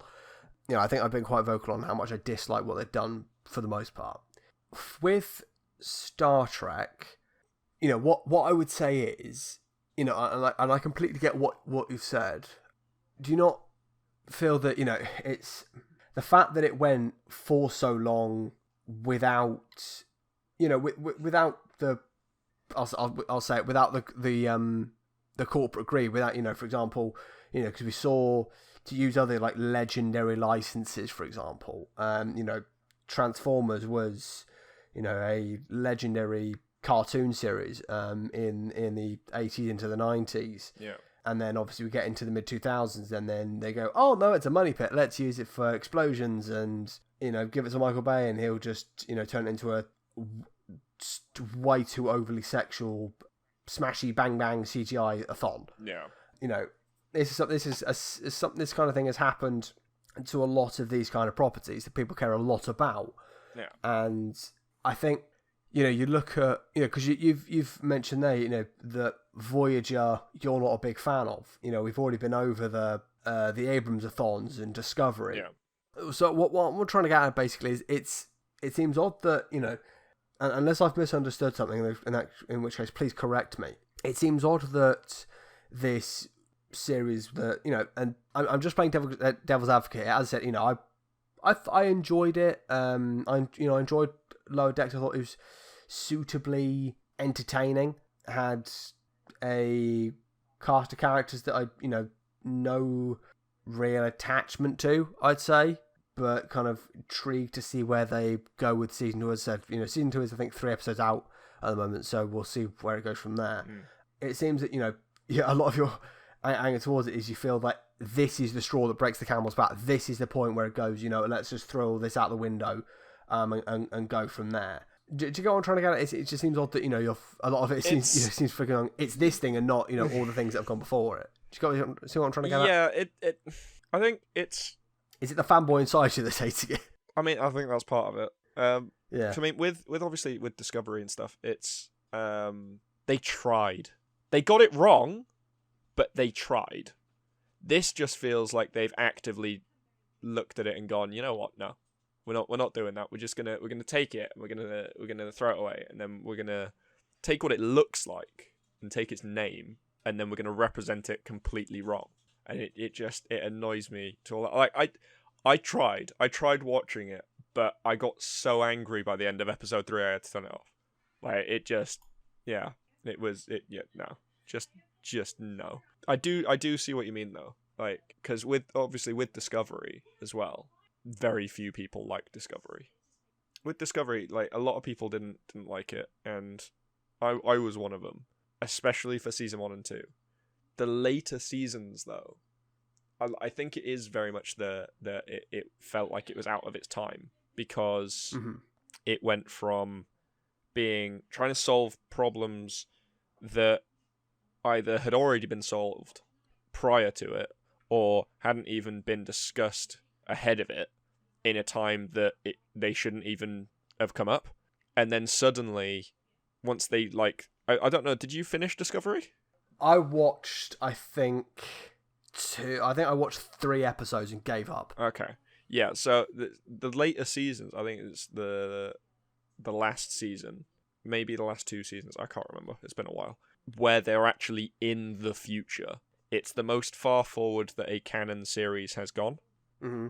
It's the most far in the future that Star Trek has been with Discovery, and it suits its environment there, and it makes sense there, and it everything suddenly falls back into place, being this feels like Star Trek again, because it's going back onto the exploration and the problems that it's trying to solve, and the sort of societal issues that it brings up are all relevant to not just us now, but relevant to the time that it's situated in as well, and the scenarios that it finds itself in then.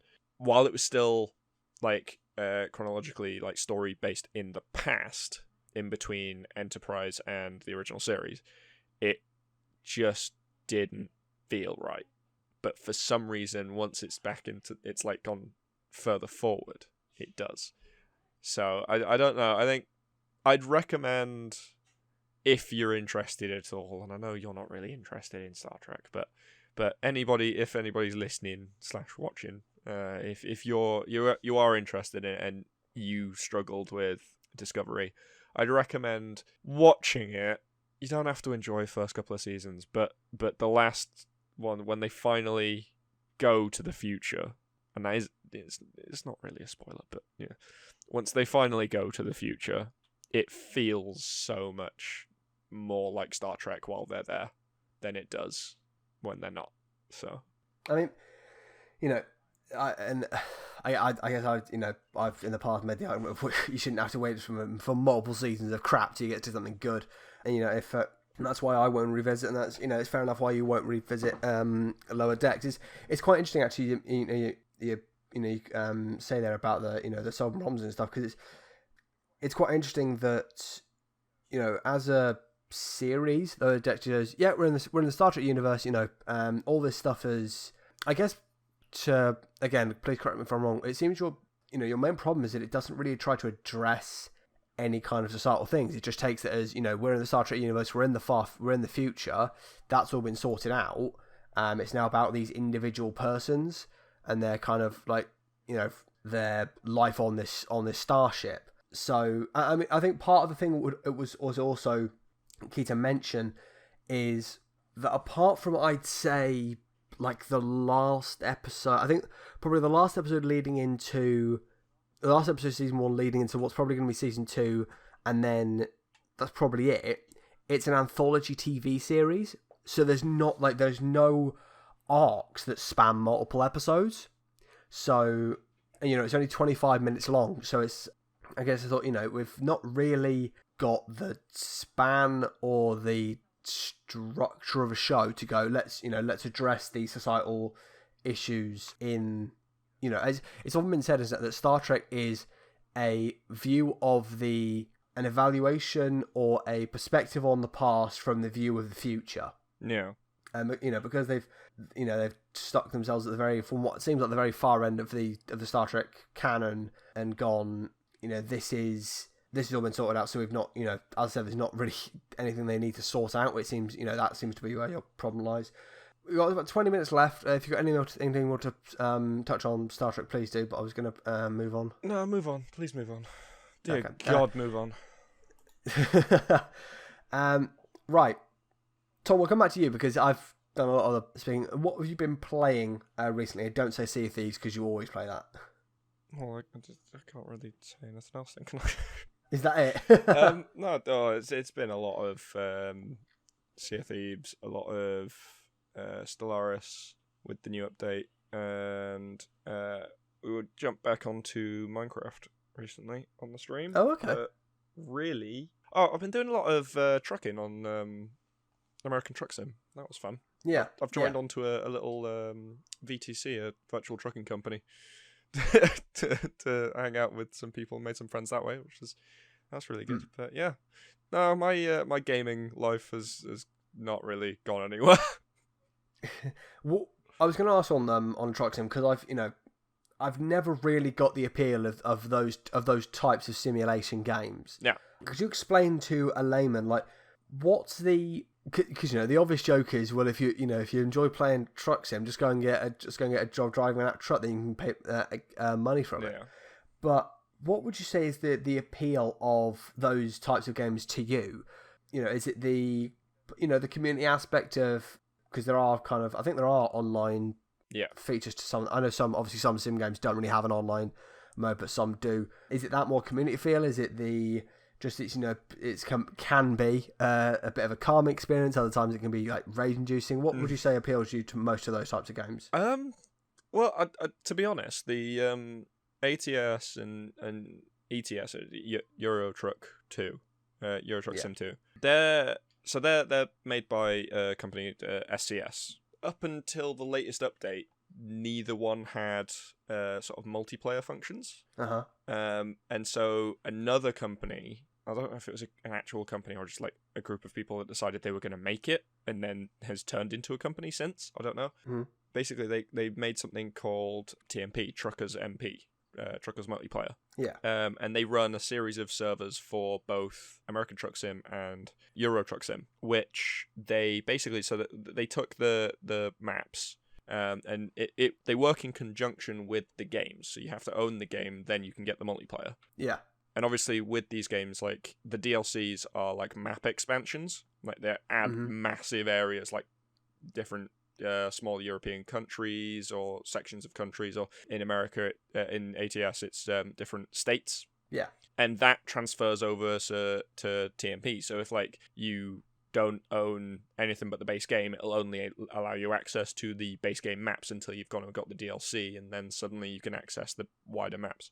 So, and that on its own, like initially to make it so that it's less laggy, they removed all traffic from the servers. So there's the only vehicles that are around are other players. Yeah. And and you end up doing like convoys with like 15, 20 people. And these just all these big rigs driving one after the other. Like I've been on there solo a few times and had like 30, 40 trucks drive past me of just people in convoy in a line. And it's just, I don't know, like I said, I've joined a VTC and we do trucking convoys almost every other week. And it is just I don't know, it's the community idea of like making friends, because I've made friends through the games, but also like the unpredictability. Okay. So like you'll be driving along and you think, well, you're driving a truck. There's what could possibly go wrong? But if you can't drive the truck in a straight line, or you don't slow down enough for a corner or whatever, you're gonna roll it. Now, not only is that fun / rage-inducing for you, it's quite funny for onlookers to see. And like I don't know. It's just, for me, I mean, I was always, like, when I used to play GTA, and I used to just go around, like, get a bus, and then just drive around in a bus, and try and drive around without crashing, and, like, following speed limits, stopping at traffic lights, and all that, inside GTA 5. Like, there was one time I got a bus while playing on an online server, and people used to come and, like, wait at bus stops, and I ended up with almost the entire server just on my bus driving around the GTA 5 map. And that's the sort of player I am usually. Like, if there's fancy like driving bits to do, I'll happily like do that. But I think also on top of it, like especially with I find anyway more with American Truck Sim than Euro Truck, is the customization of it, because who hasn't looked at an American long nose big rig and gone, I want one of them? Like, as a kid, you look at it. I was lucky enough that I was able to. I went to a fair once and somebody had turned up for the mini car show. Like, you've got a couple of old Astons there. Maybe there's a Ford, fancy old Ford that's there. One guy turned up and he had this massive, great Kenworth big rig. Yeah. And it was beautiful. Like, it was the custom spray job, and there was like you had like planets along the nose, and then obviously there's like like they did on the old airplanes, they had painted the girls on the side. It's similar to that, but it was all like the American diner style all the way along, with like the glitter paint and stuff. And like that was probably my first introduction to like trucks as a whole. And I've always liked the idea of like the old American big rigs with like the long noses and stuff. And so I don't know, just playing that seems I mean, it is calming for me. It's something, playing it, I don't have to think too much. Like, I've done a couple of streams with it, and I think I'll probably do a couple more at some point. I don't have to think about it too much to be able to play it, and it's just something easy, but it is also still something to do that's still enjoyable. And you get to, I don't know, say you're doing a really long route going from one end of the map to the other. By the time you get to the other end, that's probably taken you maybe an hour and a half worth of real life time, and you're feeling like a sense of accomplishment at the end because you've been able to, you were actually able to do it. And it just, I don't know, it's not really something that I myself could put into words. I'm sure there's a few others that could. Like, and it's a game that can be entertaining. I don't know if you've been in any of Danny's streams, Mr. Daniel Owen 00. Maybe once. Twitch.tv/Danny Owen. Daniel Owen 00. His like main games are farming sim and trucking sim. Whether that be ETS or ATS, he jumps around.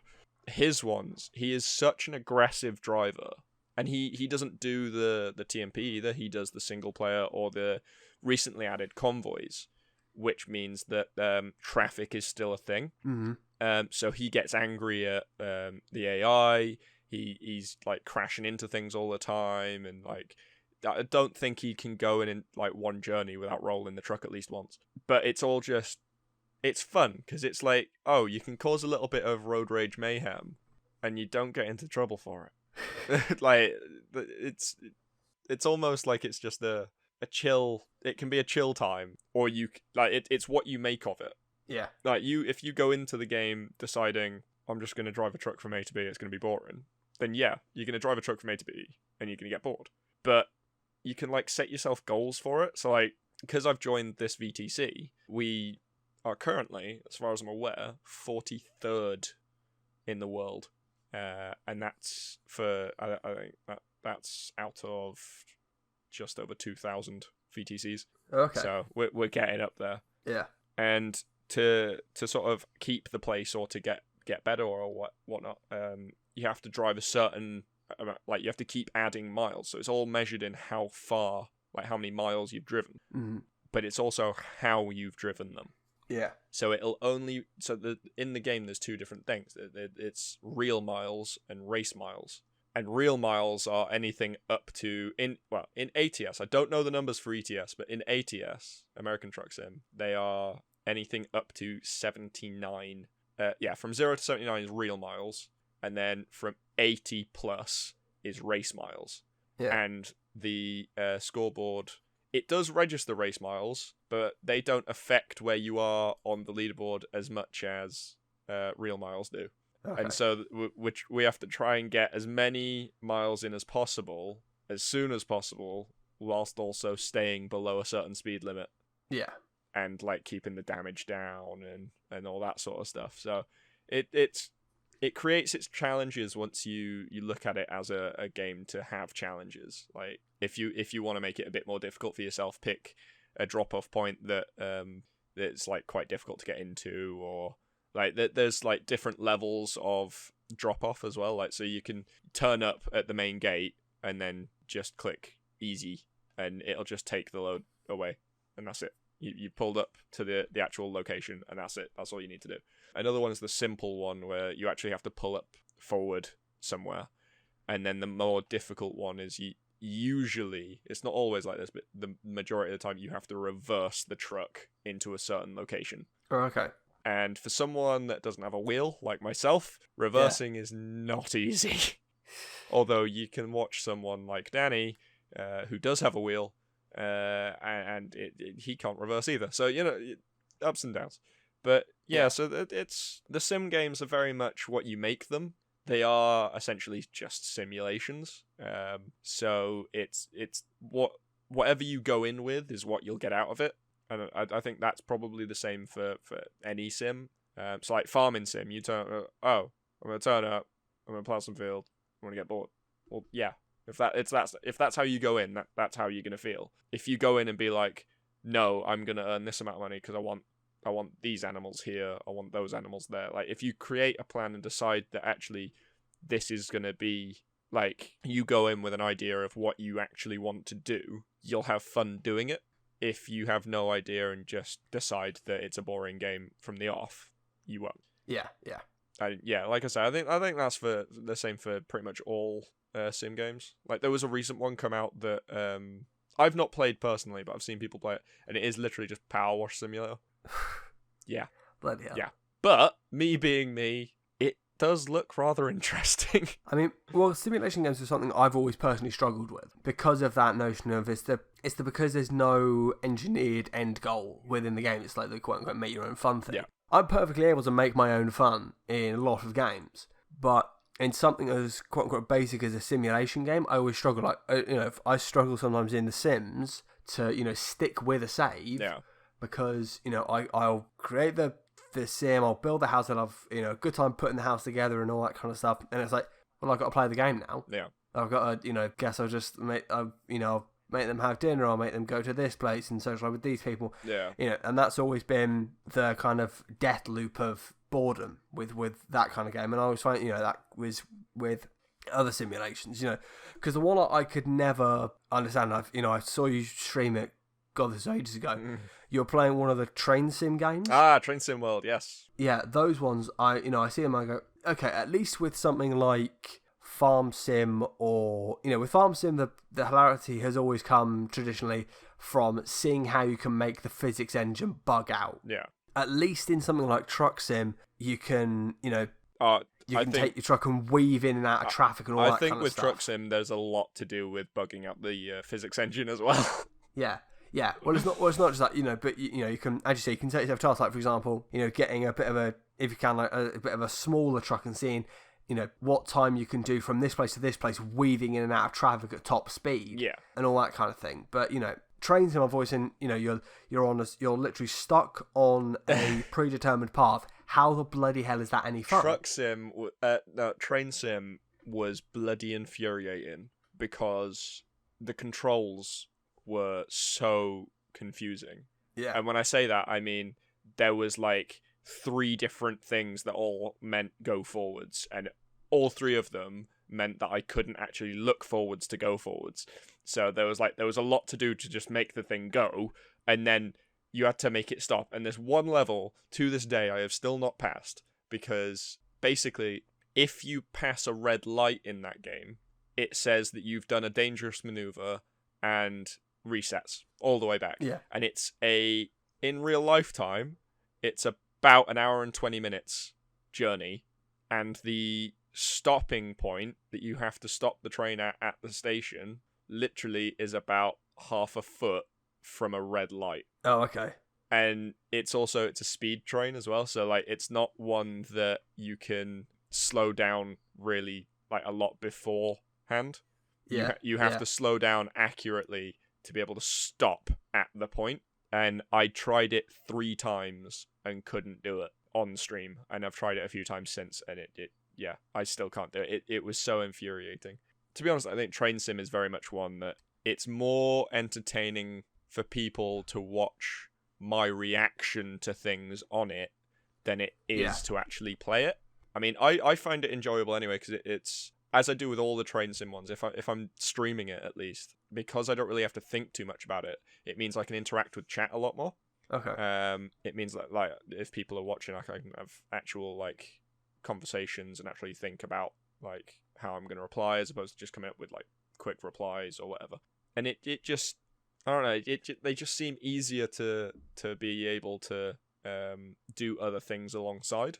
I mean, I guess the thing is also with them, because I also think of, like, you look at the most recent Microsoft Flight Sim.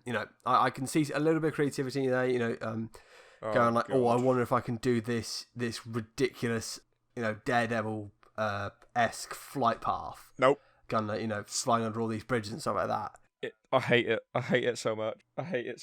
I tried it. I downloaded it last week, and I tried playing it, and the majority of the controls are on the numpad. It makes 0 sense. As with, because you need to get a joystick. As with flight stick even. As with most games that require like any kind of like driving or like flight or anything like that, you can usually code it so that the mouse becomes essentially like a joystick. So you push forward, you go down, you pull back, you go up, left and right, blah blah blah. With this, no.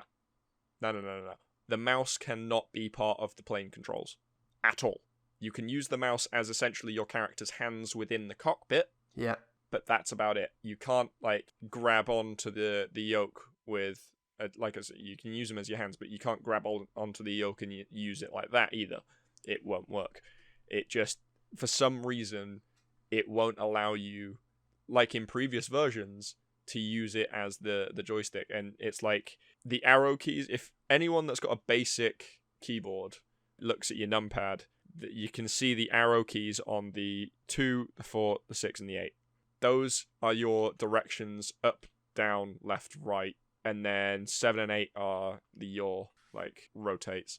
And it makes no sense, because like they've coded the keyboard as well to different letters being different things. And you fly it all with your right hand, and as long as you don't touch your mouse and you don't touch the rest of the keyboard, but also it doesn't write itself, and you have to guess everything. So, like, unless you've got the Series X/Series S Xboxes, or you've got a flight stick, it's just terrible. It really is. I'm starting to think that I might go out and just buy like a steering wheel, pedals, and joystick, just to test these games out as we go through, and just have like them around, because it was horrendous. So many convoluted controls as well that made no sense. Because the other thing I was going to say is, in terms of, we talk about, how for someone like myself, trying to find the fun in something like, Train Sim is, as I said, the one around, like, how the hell can you get any fun out of that? But I guess the thing to remember is that, these are games made by and designed for enthusiasts, train enthusiasts, truck enthusiasts, aero enthusiasts, all that kind of stuff. So, a lot of the finicky controls and stuff like that, and stuff that's, wouldn't really make sense from a just general player's point of view. They're not really designed for true. For us. It's more about appealing to the people who are a fan of this specific form of transportation. So I guess swings and roundabouts, and I get I was just sitting back and listening to it, and I thought it applies to a lot of stuff, don't it? Just looking on my dashboard on my PC, I very much doubt that anyone would be able to find as much enjoyment as I do from something like Democracy 3, which is a political simulation, or the Football Manager games, which are obviously football management simulations. Yeah. It's very much an individual thing, isn't it? Yeah, especially with games and stuff. My thing is very much the visuals. Like, if something looks good, I'll give it a chance, and I'll try and play it. Which is why I'm going to be honest, I did struggle when you were doing the pay-per-view wrestling game. I was there, but I struggled. It's such simple interface and such simple pixel-based. It is just words. It's very much just words. And, like, I get it. I do understand why people find those types of games sort of exciting to play and enjoyable and whatnot. They're just not my thing. Yeah. And I think that was one of the things with like the trucking games and the flight sim, train sim, farming sim, all that. I think one of the reasons I like those is because they're visually fun to look at, but also it's like you can sort of like bend reality with it. Yeah. So like you can play with it, and like you can do stupid things. Like, I was watching a YouTube video of some guy playing flight sim, but instead of flying around, he'd gone and taken a role in one of the higher populated airports' control towers. Yeah. And he was just doing, like, narration and commentary on what was going on, while also doing the control tower job, essentially. Yeah. And it was just, it was so ridiculous. So, like, there was a guy in a hot air balloon going down the runway at speed for some unknown reason, and like it was those things. It's the things of, well, in reality, hot air balloon, well, that just goes up. But you're playing a flight sim, so obviously it needs a runway to take off, doesn't it? Yeah. It didn't, but the guy that was driving it decided it did, so it did. And it's that, I think it's that kind of finding the unexpected within a fun-looking environment. Yeah. And warping reality to what you want it to be as opposed to what it is. Yeah. There's one thing I wanted to end on, actually, because you brought up an initial point. Let me try that again. Yeah. Take two. Yeah. You brought up an interesting point with regard to, the reason you'll try games because of the visuals. Obviously, as I've said many times on this show, wannabe member of the games press, something that's, and it's not just me, it's, the whole idea of game visuals. If I see an interesting game that's got some nice looking visuals, I'll be intrigued to look at it. I will make the distinction, interesting creative visuals. By that, I'm not referring to the graphic specs of a game. Yeah. I don't care about graphics.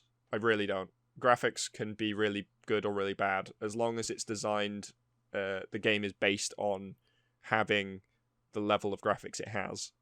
Then what probably a better way to put it is the the art direction. Yeah. I look it. more towards the sort of the art direction, the creativity behind what something looks like, as opposed to the way a system actually runs. I just want to make that definition there, in case anyone gets confused. We're not talking about graphic specs. yeah. Talking about the graphical direction of a game. Yes. How much would you say, for example, because I'm not sure if pretty sure you don't, for example, last week we had the Gamescom streams. Yes. And a lot of those that came up, some of them had some absolutely gorgeous looking art directions. Some of the ways they played with light really appealed to me, and those are the games I will look to see how they progress and move forward and such.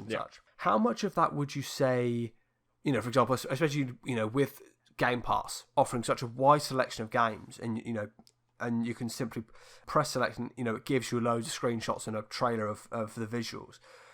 How much would you say that plays a part in your decision to play a game or inquire into a game, as opposed to the genre it's in? Is probably the best way to put it. So, for example, on Game Pass, there is, not sure if you played it, the title called Celeste. It's got a wonderful art direction, and that's the thing that appealed to me more than the actual gameplay, because the gameplay is standard kind of like side-scrolling climber-esque fare. Same thing we saw that was very popular in the kind of 90s and stuff. But the art direction really sold me on that. It's the same with a lot of other games. The art direction has really drawn me in, and sometimes I'll go, actually, I'm not a massive fan of the gameplay, but the visuals are getting me through this. Yeah. How much would you say that's the same for you, or would you say that it's more kind of a balancing act, or what would you say? I think with getting a game initially, I think, like you say, looking at like the Xbox Game Pass store and all that sort of thing, I think it's probably about 30% would make up what I think of like the visuals and stuff. Yeah, it'd be 30% visuals, then probably 30% reviews. Reading the reviews that are there and stuff, and then probably the rest would be looking at gameplay and like made up of all the other bits, sort of how it plays and stuff. And like especially with Game Pass, because I'm not paying for the game specifically. Yeah. I'd probably download it and still be like a bit wary of it, trialing it out and stuff initially before I decided it was something I wanted to play. Like I'd play it a little bit and like work out the gameplay mechanics. That there have been games where I've looked at it and said, that is a beautiful game. I've downloaded it. I've looked at all the reviews. The reviews are great. And I've looked at the gameplay, and the gameplay's great and stuff. And I deleted it because I didn't like the control scheme and I couldn't change it. Oh, okay. Yeah. I have done that. There have been several games I've done that. And it's literally because it's set up as a control scheme that my brain just can't handle, and it doesn't allow you to change. And there's been a couple like that. And so, like, I think it does, for me, it does play a really big part, but it's not the whole thing. Yeah. Say. Yeah, because I did the same with Sims. I managed to get Sims for Xbox, and no, don't do that. Don't do that. If you're going to play Sims... Trying to play Sims on PC or try on a console is a bad idea. You've got to play on PC. Yeah, if you're going to play Sims, you do it. You do it on PC. You don't do it on Xbox. Xbox control systems are weird when it comes to stuff like that. Anything that you think requires a cursor or a mouse, there are very, very few games on Xbox that have successfully managed to implement a cursor system. Yeah.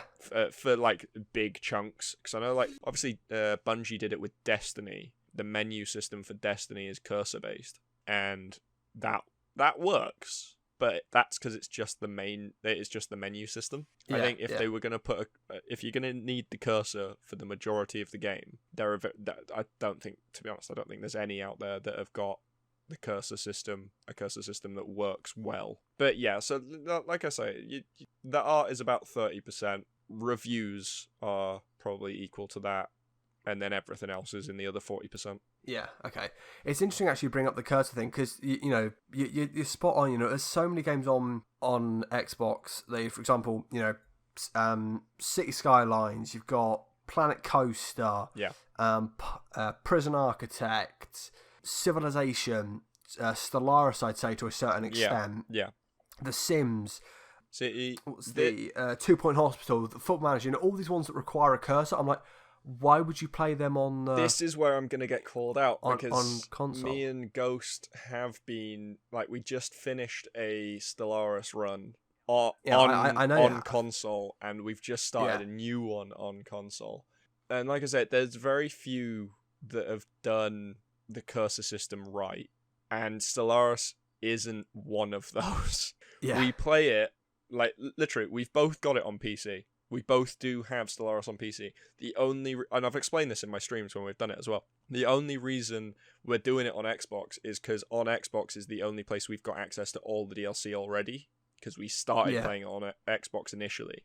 We've got the game on PC, but we've only got the base game on PC, and that's both of us. On your console, I presume it's like you're fighting against the game. Like, you're like, I want to try and do this, and the game's screaming, "Why aren't you using a bloody mouse?" On console, we have the game running at a slower speed so that we can keep up with everything. Yeah. Because, I mean, the way that they got around it. So for a lot of games, you need to be able to bring the mouse to like the side of the screen to be able to select an option that's in one of the side menus or along the top menu or whatever.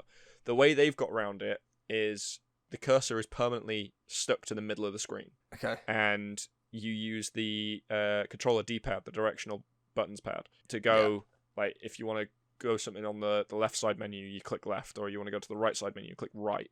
And you control the side menus using the D-pad. And that works quite well, but that is circumventing needing a cursor as opposed to having a good cursor system. Yeah. So, yeah, no, I've said it a few times on the streams with the Stellaris stuff as well. It's not great on controller. The PC version is easier to circumnavigate with the mouse, and it just generally is. I'd say it's a slightly better play, just generally. And also, it's more up to date, so... It is like 3 or 4 editions ahead. Despite the fact we've just added new DLC and we're getting another DLC very soon, it's still 2 or 3 or 4 versions ahead of console. We've got more in what we're doing at the moment, which is it's the only reason we're playing console. As soon as one of us is able to get all the DLC for PC, we're probably going to transfer. Well, it's funny you've mentioned that. I've just had a thought. With the new Xbox... You're about to say about the Game Pass, aren't you? No, not really, because I was going to say, I don't think Game Pass has got it on...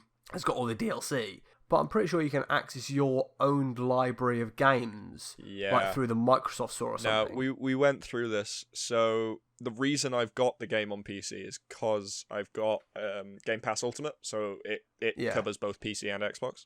Yeah, of course. And it says, you own the game. And I click on it, and I open it, and there's my Xbox account, and there's the game. Now, the reason I've got the DLCs on Xbox is because I have paid real money for Season Pass 1, 2, 3, and 4, which in the long term, for what you get DLC and add-on wise, is worth it, because it's cheaper getting the Season Pass than it is to buy each individual one. Which is why I've got all the up-to-date DLC and whatnot. Yeah.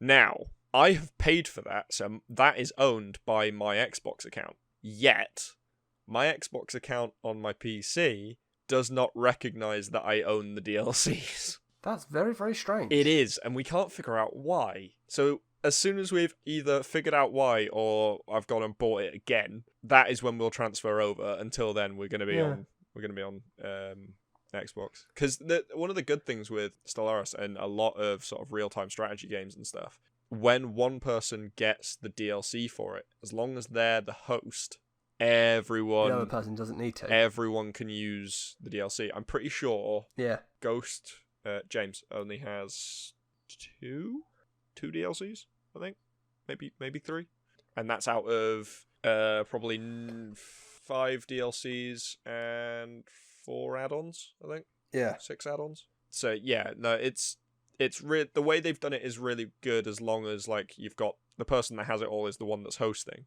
It annoys me because I've tried a few times to figure out why, and I have no idea why. But yeah. Maybe you'll figure out why it's not working and fix it at the same time I managed to get my actual Microsoft account to actually bloody work on my PC, because it still doesn't to this day. It's really irritating. Oh really? Because it means I can't access Game Pass Ultimate, because for some reason the Microsoft Store doesn't work. I'll tell you what. On my PC. I don't know why. Let's switch accounts. I'll fix your problem. You fix mine. Deal. Oh dear. With that, I think, Tom, it's we've come to a perfect moment to end. I've got to remember how to do this because we haven't done it for 2 months. 23 minutes over, I believe. Yes, we have. Oh, crikey. So that was it. Self-promotion. That's what we need to do. Self-promotion. You can tell I've not done this for a while because I completely forgot how to do this. Plug your various links and things that's actually got stuff going on and not just your inactive things, Thomas. Go. Shut up about the inactiveness. Basically, just don't go to my Facebook page. Because I haven't been active on Facebook, on my professional Facebook page in a long time. Or my YouTube, to be fair. Don't go there either. Twitch.tv/GriffsXBlues. I am on there at a minimum 4 days a week. Usually, I'm moving as of next week. I will be moving more into sort of evening streams. So it'd be sort of from about where we are now, about 4 or 5 o'clock-ish PM UK time for a few hours, and I'll be doing various other games. If you show up there, that'll have all my other links if you want to come hang out in my Discord and all that sort of stuff. That's all available too. Or, hang on, I'm not entirely sure what it is, so I can... twitter.com/GriffsXBlues. I've been more active on there recently, so you can come and hang out on there. You'll get all my live notifications on there as well. And any other updates that I do. Also, you've still got my LinkTree account, haven't you? Yes, I have. So that'll be in the description, so all the links will be there anyway. Bet he's already explained every single one that's already in there. Apart from his Patreon, which don't go and support him on Patreon. He's got nothing going on there. Don't do it. Don't give him money. Yeah, I'm pretty sure I received an email from Patreon the other day saying that, yeah, I thought so. I've just loaded it up now. They closed my page because of inactivity. Well done. Oh, dear. And with that, if you'd like to follow me, you can follow me at twitter.com/Wilbo_99. If you'd like to come out and check out some of my video work, those are Bloody Brilliant Games and the Football Network on YouTube. And finally is on Twitch. Very, very kind of... Sporadically. Let's go with that. Sporadically, yes. I'm kind of looking into plans to do it once every Sunday, because unfortunately, unlike Tom, I've not got lots of time on my hands. So that is GL75Sam, all capitals, on Twitch, and playing mostly Journey of Wrestling and Football Manager, both simulation games, but we'll be looking to dive into a couple of Xbox things as well. Text-based. Yes, text-based for the moment, but I've been looking at kind of some interesting stuff on the Xbox side. Need to get you on the seas. You need to come sailing with me. I did. Yeah, you need to come do it again. I almost blew up the ship within about you did. 30 minutes. This is true. Well done, me. That was a very, very fun stream. That was. This was many, many, many months ago, wasn't it? Yeah. You, myself, James, and Nate in a very fun Sea of Thieves stream. So that's also on the VOD on Tom's. Probably somewhere. Twitch Jesus Christ. There's enough clips of them around. Yeah. But with that, we've reached the end of the show. Thank you to Tom for joining me. We will see you some point in the future. I won't say when. We're not finished with this. It's just no. A lot of other stuff has been happening. A lot of life issues have turned up. And we did have quite a few big plans for this, and unfortunately, because they involved external peoples and life happens because life happens, we weren't able to do said things at the time we wanted/needed to do them. So hopefully we're going to sort it all out. We're going to keep moving forward and get some more decent content out. Should be fun. Yes, indeed. There's been a plan to do one specific episode that I think that plan is dead now. That we had to end up pushing back for weeks and weeks and weeks. Back and back. We also should say, we've mentioned all of our own personal channels. Of course, be sure to follow us on Spotify. That is probably the place where we're best to listen to. Probably. Because you can listen to it on the go and all that kind of stuff. But we are also on YouTube. If you are listening, HTA official. Make sure you drop us a subscribe on the YouTubes. And is it a follow or is it a like on the spot? It's a follow on Spotify. Follow on Spotify. Okay. Yes. For those of you on Spotify though, I am gonna.